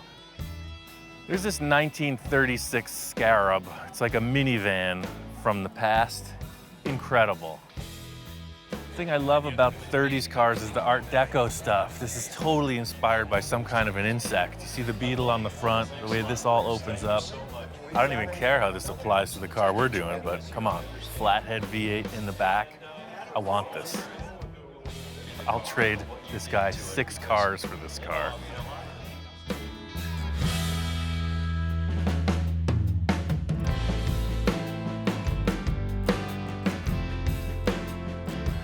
Walking through the classrooms here, you can see they are heavy on theory. Sketching, illustration, the whole deal. It's all about ideas. The Art Center is all about the new young talent, and I'm kind of scamming in a little on that. Checking out the classrooms, looking around, see what all the hot young designers are up to. It's really about trying to find something unique. I want something that's completely unidentifiable and like hypnotizing. I'm really charged up. I got a million ideas. I took a bunch of pictures I want to share with Victor. I think we're ready to get started on this build.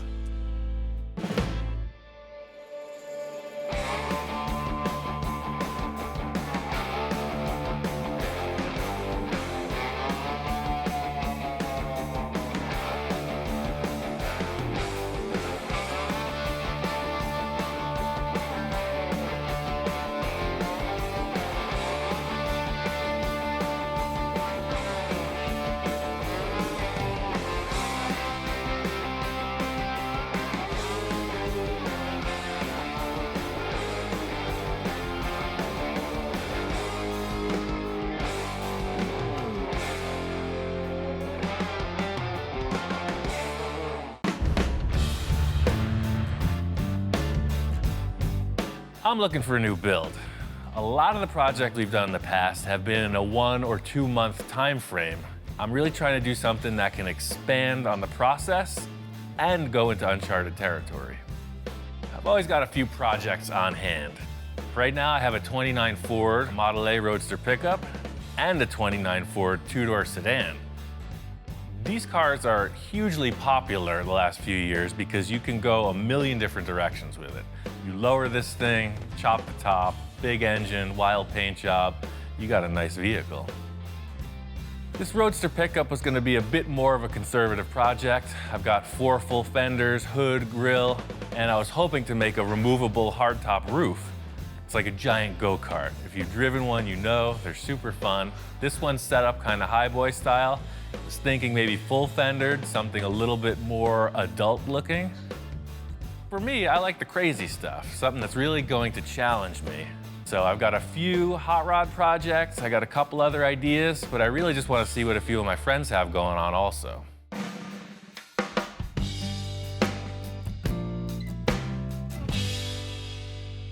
I put a few calls out, and the first guy to respond was my friend Bill. This thing is awesome.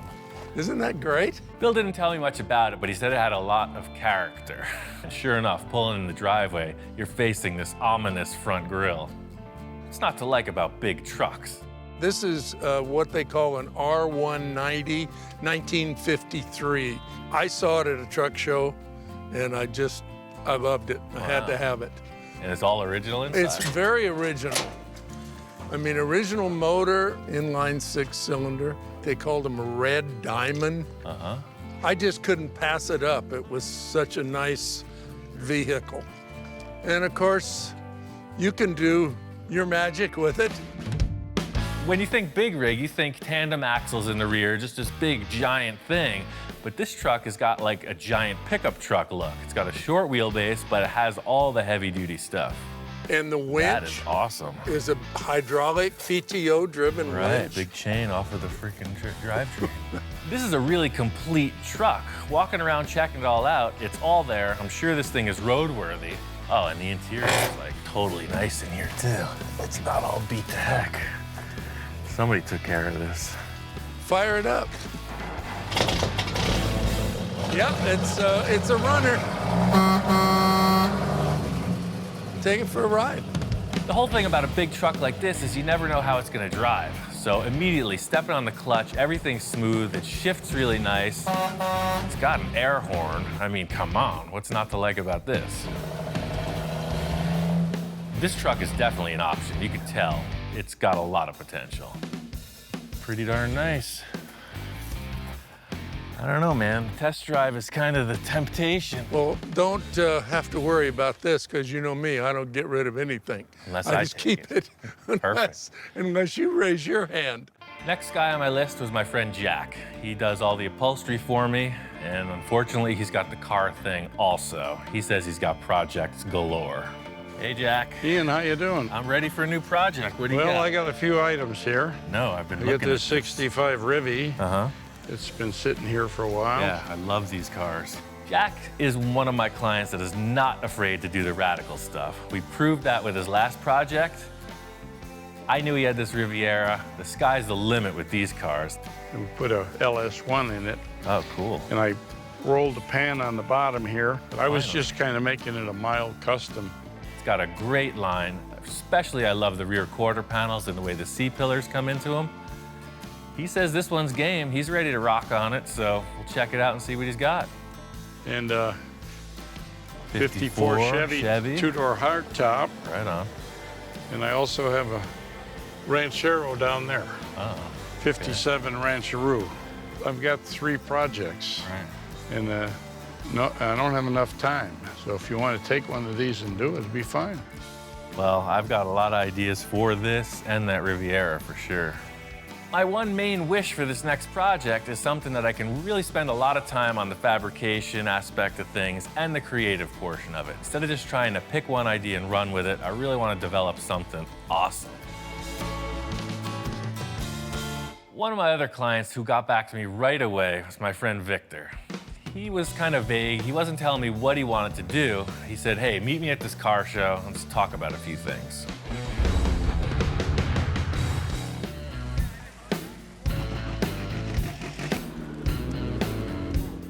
I was searching around for clients who wanted to do a new project.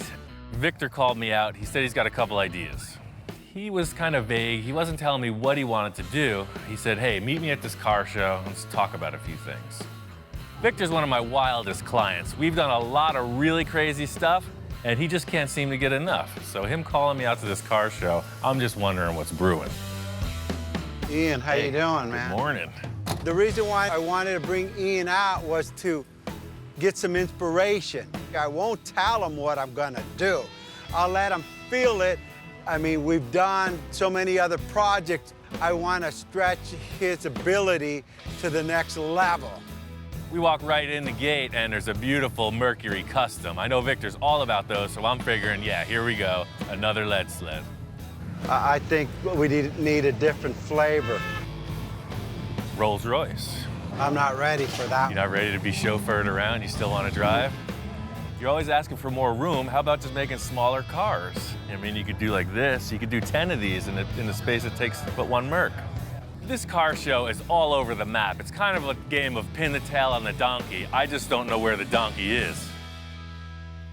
Yeah, check this out over here.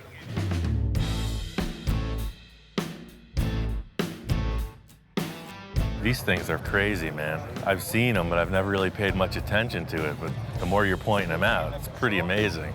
Look at the way the fender line, and then you have the huge negative cavity where the air intake is. And as we started talking, everything fell in line. He started to become impressed with all these supercars. Hey, look at these vents. Hey, look at this. Look at the engines. Look at the way they flow. No, now I'm starting to get the idea of what you're talking about. All these styling elements will somehow translate it into that Volkswagen over there. It's perfect. This is what I'm talking about. It's your classic VW. And if you want to do some kind of an awesome styling exercise, the Volkswagen platform is ideal for that. And the engine, I mean, listen to it. It's got that iconic sound. Yeah, no, that is, but I'm out. I'm all on board, and Victor's like, no, that's not what I'm thinking. It's punk rock, man. I'm out. That's my flavor. I want that stealth. Victor always describes himself as that old school lowrider guy, right? He's got the Mercs, he's got a lot of cool 50s, 60s customs. Then he's telling me his wife has got some idea for this stealth vehicle. First of all, my wife said, honey, why don't you build a stealth? And I'm going, stealth, stealth. You know, the stealth bomber? I go, that's interesting. As I start to look at these supercar, Ferrari, Lamborghini, they have such a stance and a look that's just amazing. When they're standing there, it looks like they're going 100 miles an hour. Victor brings me over to the Batmobile, the iconic 60s show car, and he's telling me this wild design, this anything goes mentality is really where we're going with this next project. This car has inspired so many people to do custom build. This is why we're here, because of this man right here. Sure, right? No doubt about it, yeah. And if he could do this, we could do what we want to accomplish also. It's a little relief to come to the Batmobile because I know it's a hand-built, it's a custom-crafted vehicle. We talked about Barrett's, we talked about inspiration, we talked about the fabrication, what it takes to do it. And I said, Ian, anything is possible. Victor's got these crazy ideas of some kind of a exotic sports car. I have no concept of this type of vehicle, so it's a path in a whole new direction. This is the flavor, man. That's something that you were meant to build your entire life, man. That's it. All led up to this. It all led up to the finally arrived. I never want to be stagnant, you know? I'm always looking for the next thing, the next hurdle to jump, and I think Victor's setting it up big. Victor brought me out here to his nursery. He says he's got a car he wants me to check out. What the heck is this thing? Yeah, I got this at a junkyard. Oh, perfect starting point. You never know what we're getting into with this guy, but pulling up on it, I can see it's got a really low profile in the nose. I don't know what it is. Check this out.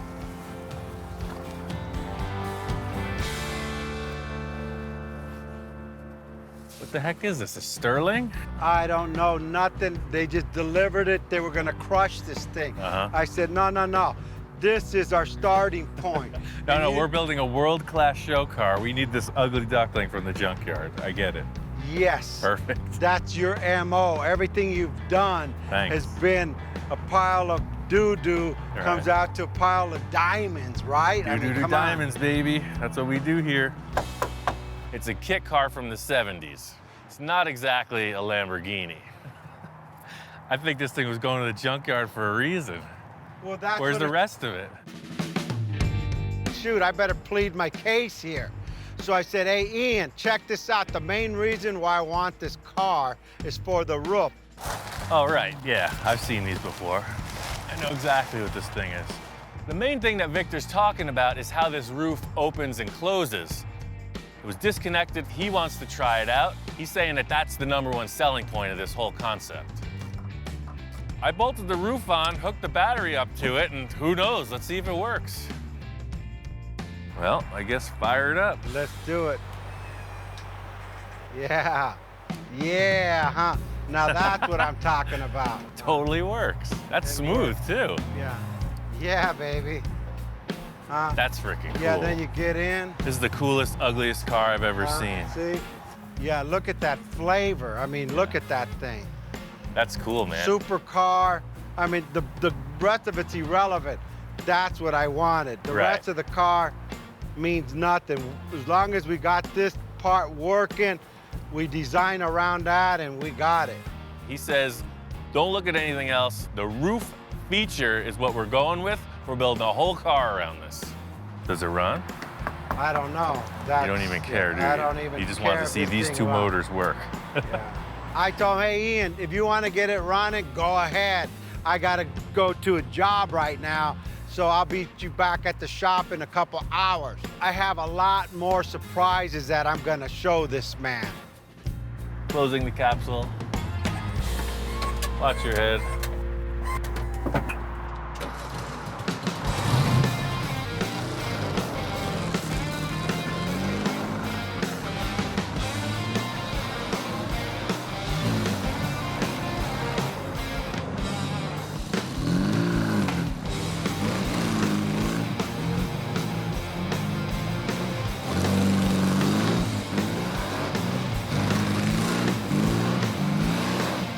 It moves around pretty good, but supercar it is not.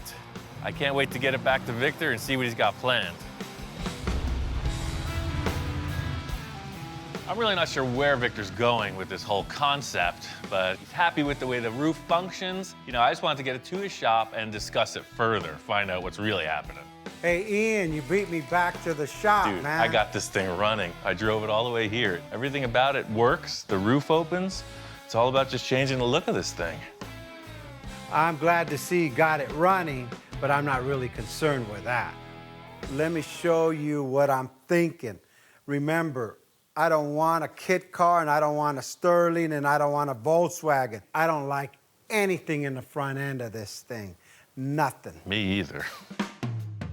We're looking at the front of the car, and he's like, I don't like any of it. We're gonna delete this. He comes around to the back. He says, I don't like any of it. We're gonna delete that. He's looking at the sides. We're gonna get rid of most of this, and we're gonna enhance everything, which is a pretty vague description.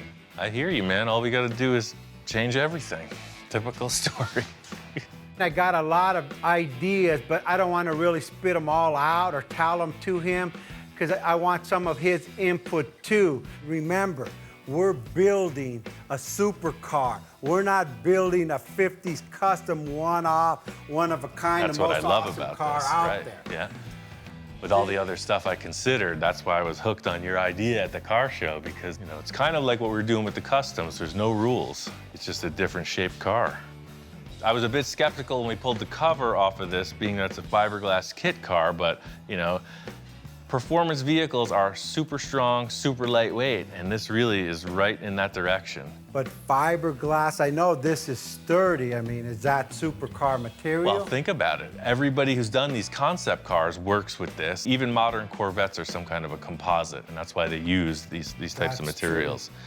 We haven't built any cars out of fiberglass, and I think it's a really good challenge. It's unlike anything I've ever done. I think it's gonna be cool. And Ian, you know, sometimes I change my mind. You can pretty much upgrade everything on this kit car, but it's never gonna handle like a high-end sports car. As far as sports car goes, you know, you have this VW Beetle, 4-wheel drum brakes, and about 50 horsepower, so it's not really a performer, but it does run darn good. This is kind of a weird thing that they just put this box here, but you get rid of that. I know we can hop this motor up and make it really fast, put a cool custom gas tank and just open the whole back of the car up, man. Remember, we're building a supercar. Right. If we go to Super Show and we open this hood up and say, look at my motor, they're gonna laugh us to another country. And I'm not leaving this country.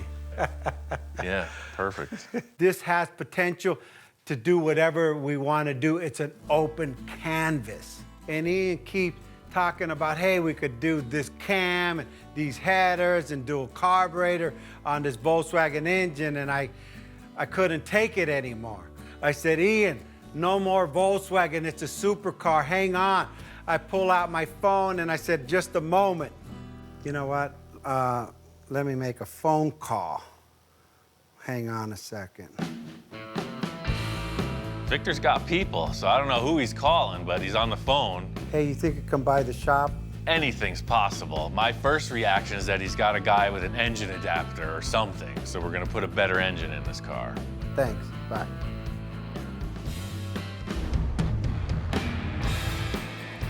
Check this out. Wow.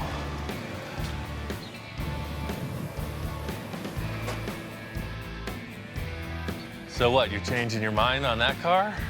You gonna do this instead? No. This is the donor car. What?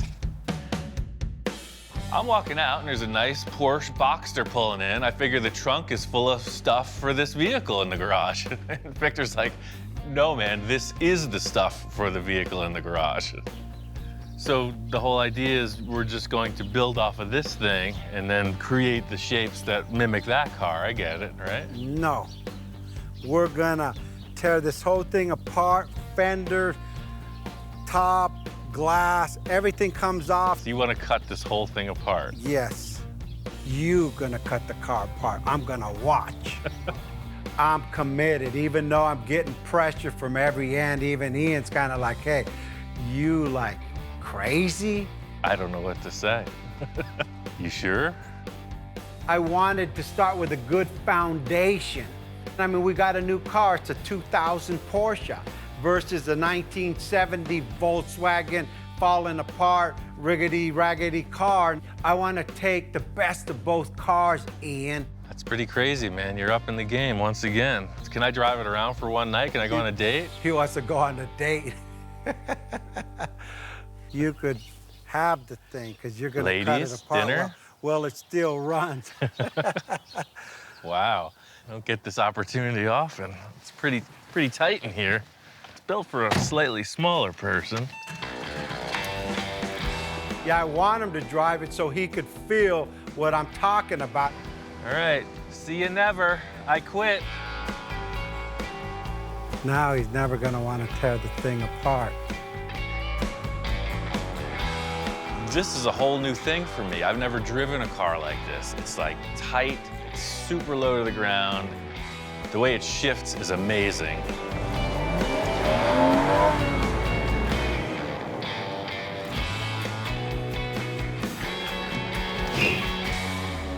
Man, this thing is fun. So what do you think, man? It's like a video game. It's like you don't even feel the car, it just performs. Are you saying we're gonna do this instead of that, or what? No. So you bought two cars and you don't want either of them. You can Yes. try to make something you do I don't want. want a Porsche, and I don't want a Sterling Volkswagen. I see the potential in both of these. I mean, there's good and bad in each of them. You know, it's just like, I thought we were building a piece of junky car there, and then you show up with this thing, so I'm a little confused. Okay, I'm confused too, but our goal is to put this car on this car and take this car apart and build ourselves a supercar that doesn't exist. I've heard statements, I went looking for trouble, and boy, did I find it. I think with all the clients I've entertained, you know, Victor's always the guy who comes back like a whip crack with the thing I was hoping to never figure out, but now have to. We built things that didn't even exist. Hey, you even made me furniture. Yeah. So why can't you make that into this and this into that, or vice versa, or up and down all around? Does that clarify it, or do you want perfect. plans now? Crystal clear. Yeah, it's perfect. The main thing I'm understanding in Victor's mission statement here is that he wants it to act like a Porsche, have the flavor of some kind of a sterling sports car roof opening thing, and be completely unique and world class and the best thing anyone's ever seen. So it's a pretty short order. I think we should handle this perfectly. I think it's gonna be okay.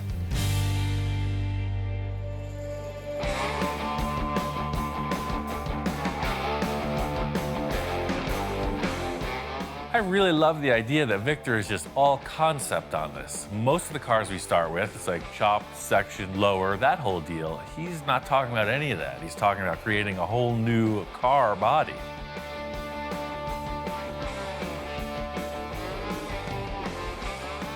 You know, I'm stuck in the 50s concept, mercury cut, chop, bubble, all this. And now, you know, because of my wife, she brought it up. Can you build a stealth car? You guys could build everything out. And you brag that you and Ian can achieve anything. Why don't you build a stealth car? And I said, holy moly, here it goes.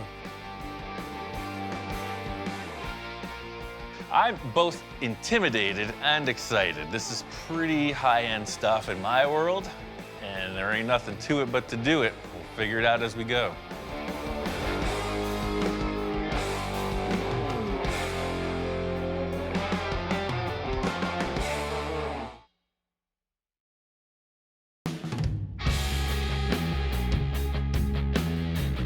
My friend Victor called me up about another development on a recent car project we had. I said, hey, Ian, the Grand Nationals is coming up in the next couple months. It's one of the best shows in California. We need to get the T-Bird in there. He says, yeah, that's a good idea. Let's do that. Victor's been a client for a long time. We made this bubble top T-Bird show car thing, full custom body, skirted wheels, hydraulic opening, clear plastic bubble top, just crazy, futuristic show car. Once I started thinking about Grand Nationals, I said, hey, we need to change the look of this car slightly. So I said, hey, Ian, do you mind if we blow another bubble? His eyes like lit up and go, I don't know if it was a sign of happiness or a sign of, oh, shoot, what's this guy get me into this time? Trying to create this clear plastic bubble top was a crazy ride. We figured it out, very grassroots in how to accomplish this. Had a couple failures, a lot of research and development. The way that we have set up, it's very limited sight inside the oven. Until the thing cools off, you never know how it's gonna stay in shape. It's sort of a Wild West shootout trying to figure out when to turn the heat off, when to raise the lid, and you never know what you get till you take the box and open it. The one we want to blow has got to be into proportion with what that car really is. It's a spaceship coming down to Earth.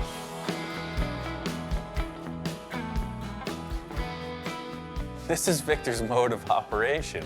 He just does this with all of his cars. It seems like he just continually refines these vehicles until maybe he's happy, and then refines them again.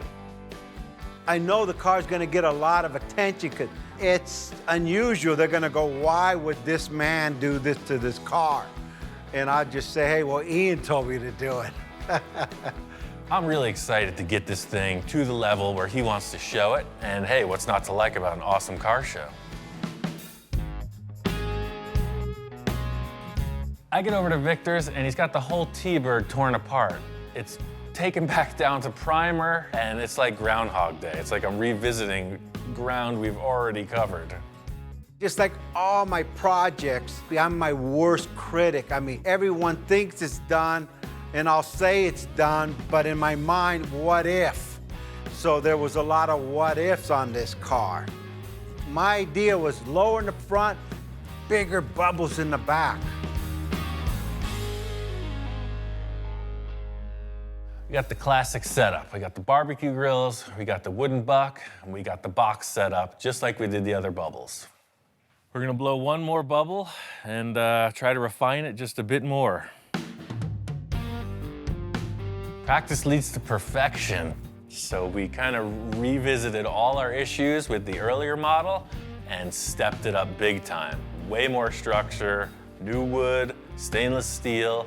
Victor's bringing in his backhoe this time. You can see his game is in serious mode. None of these flimsy contraptions to lift the unit, full hydraulic power, it's on. At this point, all the preparation is prepared. Nothing to it but to do it. Light this thing and let's get it on. It's really hard to compare this to anything else. It really is more a leap of faith than any other contrived recipe. I know the scenario that goes on. You heat the plastic up and you get a shape, but none of them have come out the same, so I don't know how to dial this process in. I just know we get some kind of result every time. All right, everything's on low, box is shut. Victor's the main cheerleader in this event. He's convinced that it's gonna happen, but I'm trying to come up with a defined result. That's the real challenge.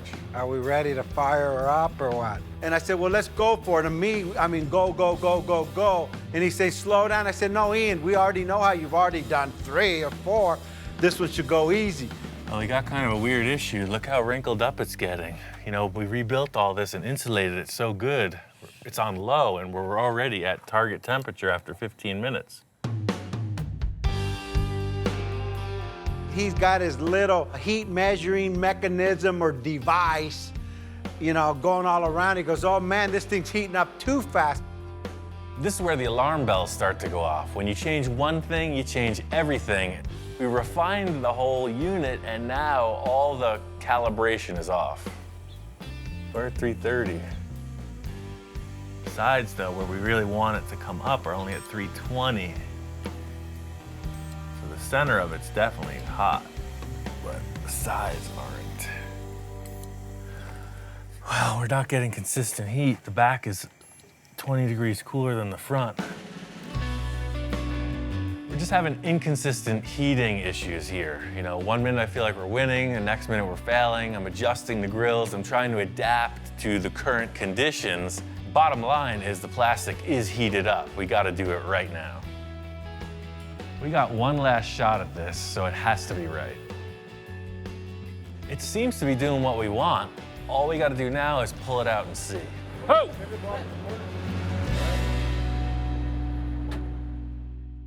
Captain, did we get it? We maximized our potential. Just leaving it up here for a few. I'm gonna let this thing cool down. It's good. It just, the top bubble needs to go in just a little. You want it to be a little bit smaller? Yeah, a little bit smaller on the top bubble. Everything looks good. Victor is looking it over. He wants the front of the bubble to be a little bit smaller, so I gotta let some air out of it. Yeah, I think it's about there. We pull it out of the oven, and in looking it over, as time passes, it's deflated. We lost all that definition, man. Let's try to blow it up again. It all went away. I took a shot, tried to add more air to it, but it's already hardened. It's not blowing back up. Ah, man, we didn't get it. It's off the buck. There's no more shape in the back. I think it's a loss.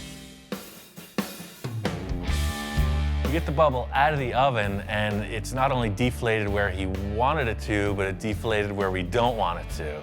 And at this point, you know, I just look over at Ian and I didn't know if there's anything more he could do to save this bubble.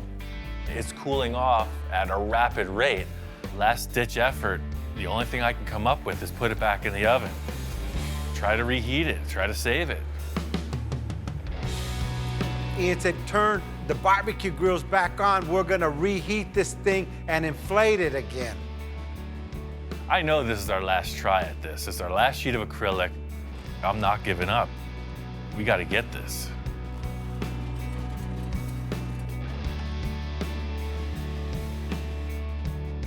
Victor's a great client because at times like this, he keeps his head together.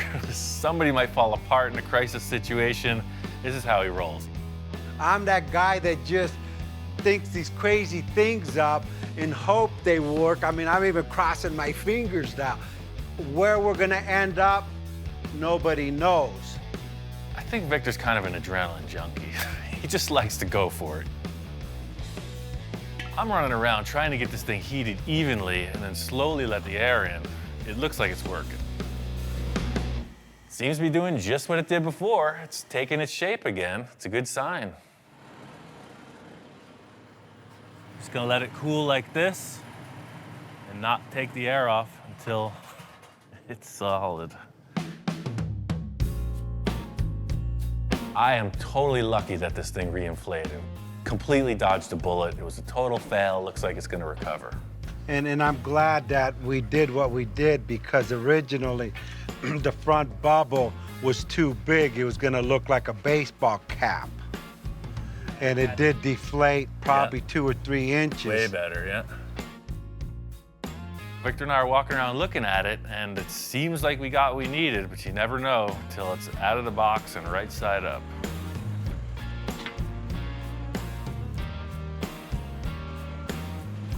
Victor's got his measuring tape, getting all science on it.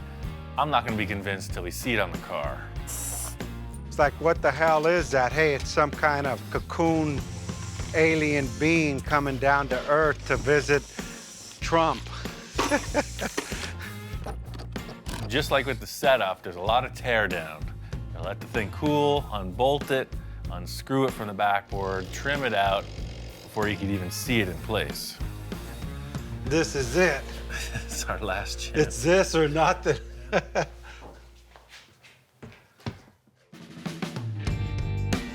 We go and put it on top of the car. No one says nothing. It's like, I didn't want to look at him. He didn't want to look at me. This is a really crazy shape. Bringing it in next to the car, checking it out. It's definitely wild. I just don't know if we need it that wild. Firstly, we're trying to create this unique shape that no one's ever done. And secondly, we're trying to make the car look better for it. So it's kind of a twofold approach. The ribs I love, but to me, the car's got a flow. The back flows, it's a little high on the front. I'm not sure it's working. And I said, Ian, you achieved what I wanted you to achieve, but it doesn't go into proportion with the car. It's flowing in the back. To me, this should be coming from this point. Just because Ian wanted a bubble and a bubble and a bubble and a bubble, I couldn't live without he it. gave me all these bubbles, and I'm like, no, I don't know. I have one too many bubbles. Sometimes bigger isn't always better. I mean, it's an amazing plastic sculpture for sure, but it sort of dwarfs the proportions of the vehicle itself. I got an idea that just might remedy the situation. Looking at this latest bubble on the T-Bird, I'm not sure it's working. I got an idea that just might remedy the situation. Whenever he says he has an idea, I don't know what to expect, but I almost know it's a solution. Sometimes you gotta take things to the extreme to realize it may not be better. The whole grass is greener on the other side scenario sometimes doesn't stand up. Got me thinking about one of the earlier ones we made. The second bubble we blew was actually really nice. It was almost like a chop top. It was pretty low, super streamlined, just a perfect shape. Ian said, hey, remember the second bubble we did like a while back? I said, yeah. And luckily, I don't want to say hoarder, but I don't get rid of nada. I told Victor about my idea to use that bubble, and he ran with it. Now that we got this old bubble, it has a different flavor. Now it even goes more into the spaceship looking kind of deal. So I'm thinking, hey, I'm gonna redo the paint. I call my airbrush guy, you know, the wrap guy. I'm gonna change this thing all up. Victor had some really cool paint ideas, and that just set it off. I'm really looking forward to taking this thing to the Roadster show, just to show off the design that we did on this car, just out of this world.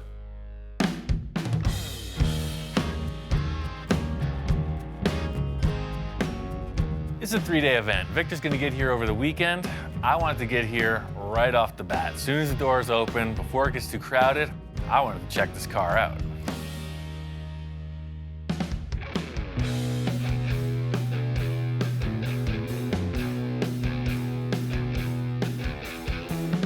Finally got this car finished. The reason we decided to go with the smaller bubble is it just looked more streamlined. We made all those crazy accomplishments with the ridges and everything else, and in the end, we just felt like maybe that showed the car off better. It's got a really slick, low, streamlined look. The show just opened. We got loaded in. People are on their way. I'm interested to see what the response is. The cool thing about this car show is everybody's here. A lot of old friends. Rich Evans, Gene Winfield, all the folks from the magazines, a lot of folks that watch the TV show. My friend Bill's even here. He's a client I'd worked with on a few projects in the past. He's checking out the bubble top and he's all questions. This looks different than when I saw it. Yeah, he keeps changing it.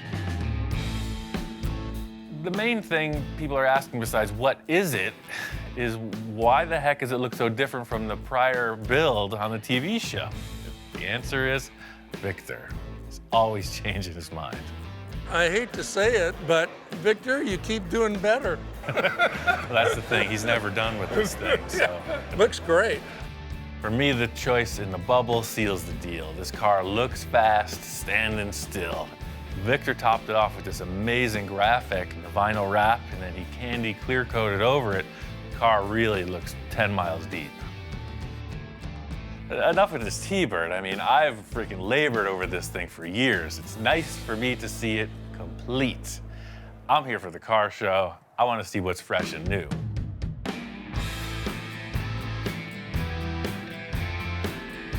There's every different style of car here. The one thing in common is that they're all super refined. This is a top-notch event. Gotta check out the lowriders. This is where it's happening. I'm just always fascinated with the paint jobs on these cars. The hours they just spend on a paint job, it's like it takes as long to build a car as it does to paint it. Look how the pinstriping just freaking lights up on this. It's out of control. Look at the engine lid on this thing. That's probably vacuum formed, but the same thing, it's definitely acrylic. Early blown VW engine. That's freaking epic. It's like a bubble top for the engine. There's tons of 50s cars here. You know, that's when the scene was really in its heyday. So the Tri-5 Chevy exhibit is in this building, and you can see they got them dialed in. In a room full of Tri-5 Chevys, guess which one I'm looking at? Oh yes, this is my pick.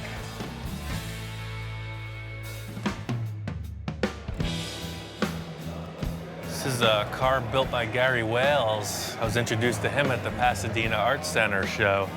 If you don't know his name, look it up. He's incredible. He should have a show, not me. Built these giant vehicles out of antique truck parts. He builds hot rods out of super nice, like Rolls-Royce parts. Just incredible craftsman. When I grow up, I want to be just like him.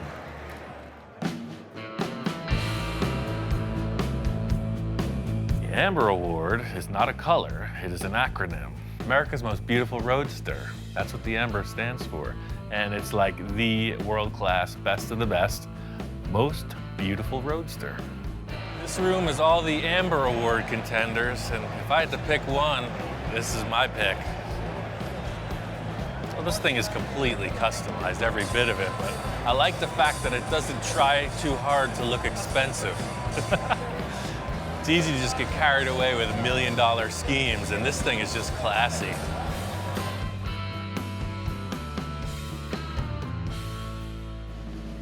This is what we need more of. Walking around the show, I mean, there's a lot of nice stuff. It's also pretty predictable. I walk up on this one thing and I don't even know how to react. I've never seen anything like it. Whoever built this car is my hero. It's got a bar, it's got a telephone, it's got a chauffeur seat. This is the epitome of pimp styling. This makes me want to dress in a white tuxedo and entertain the ladies. What were they thinking? I need to know what they were thinking when they made this. This is one of those crazy 1960s concept cars. This is from the World of Wheels car show circuit, so it was really just like crazy stuff to get people in the door. So you see this thing on a poster and everybody wants to go to the show. The company that's doing all these restorations is Galpin Autosports. They have a whole showroom. It's like a giant museum of awesomeness. This is the ugliest car Ed Roth ever built. It's the Orbitron. From concept to completion, it changed somewhere, and now it's iconic, fully restored, kind of the missing link in the Roth series. This show is off the hook, top-notch stuff. Pink Panther car made my day. My job is done here. Victor told me to meet him at the shop. He's driving it. And seeing this car in the sunlight, it freaking pops. This thing looks even better in the sun, man. Wow. You don't get it in the building, you know? The freaking thing lights up. It runs pretty good too. I almost got in 3 accidents coming home. I knew I shouldn't have drove it. Check it out. Here's our placing. He said you won an award. Wow. Yeah, we What the won. heck, first place? And hand-built customs There's a lot of competition in that room. like crazy. There was a lot of high-end cars there, so I mean, to even place would have been an honor. First place is kind of like, wow. What else was in that class? Well, we were in the honor of Mr. Gene Winfield. True fact of the matter is Gene wins either way. He's the guy that showed me how to do the bubble top, so he takes some pride away from this whole thing too, because it's like, you know, kind of took me under his wing, showed me how it's done, and it's a great car as a result. Hey, I mean, you deserve that, the effort. I mean, you built this thing, what? 4 times. 4 times, well, let me see, 1, 2, yeah, only 4 times. Right. I really am breathing a sigh of relief for Victor, because this is like his payoff, you know? He's all about showing his work. Finally, we get some kind of end to this quest, and he gets a trophy out of it. Thanks for all that help, man. Look at what It's freaking great. we did. You building it, place. me with a little bit of input. Yeah, the thing you have is the tenacity, man. You just keep freaking doing it, you know? When I'm done with a car, I walk away from it. You just keep hammering it on this thing. Now that the car's outside, standing back and looking at it, this top was the right call. That's the thing, it didn't need all those ridges, man. This side profile with the way the windshield area comes in and then it flows right out the back. This is the right call, man. She looks like she's going at a standstill. And then these stainless trims, this is the call. That seals the deal that there was never any doors on the car, man. Looks great. Hopefully we don't see this car a different color tomorrow. Not for at least 6 months, I promise you. That's the big thing about car shows. You get all charged up. You see everybody throwing their ideas out on display, and it just gets me thinking about the next project. I want to get something going to top everything we've done ever for the next stuff. I mean, this car is pretty far out there, man. How are we going to top it? Well, Ian, we got this far. You won first play. All the little stuff we changed on it through its evolution. Now what?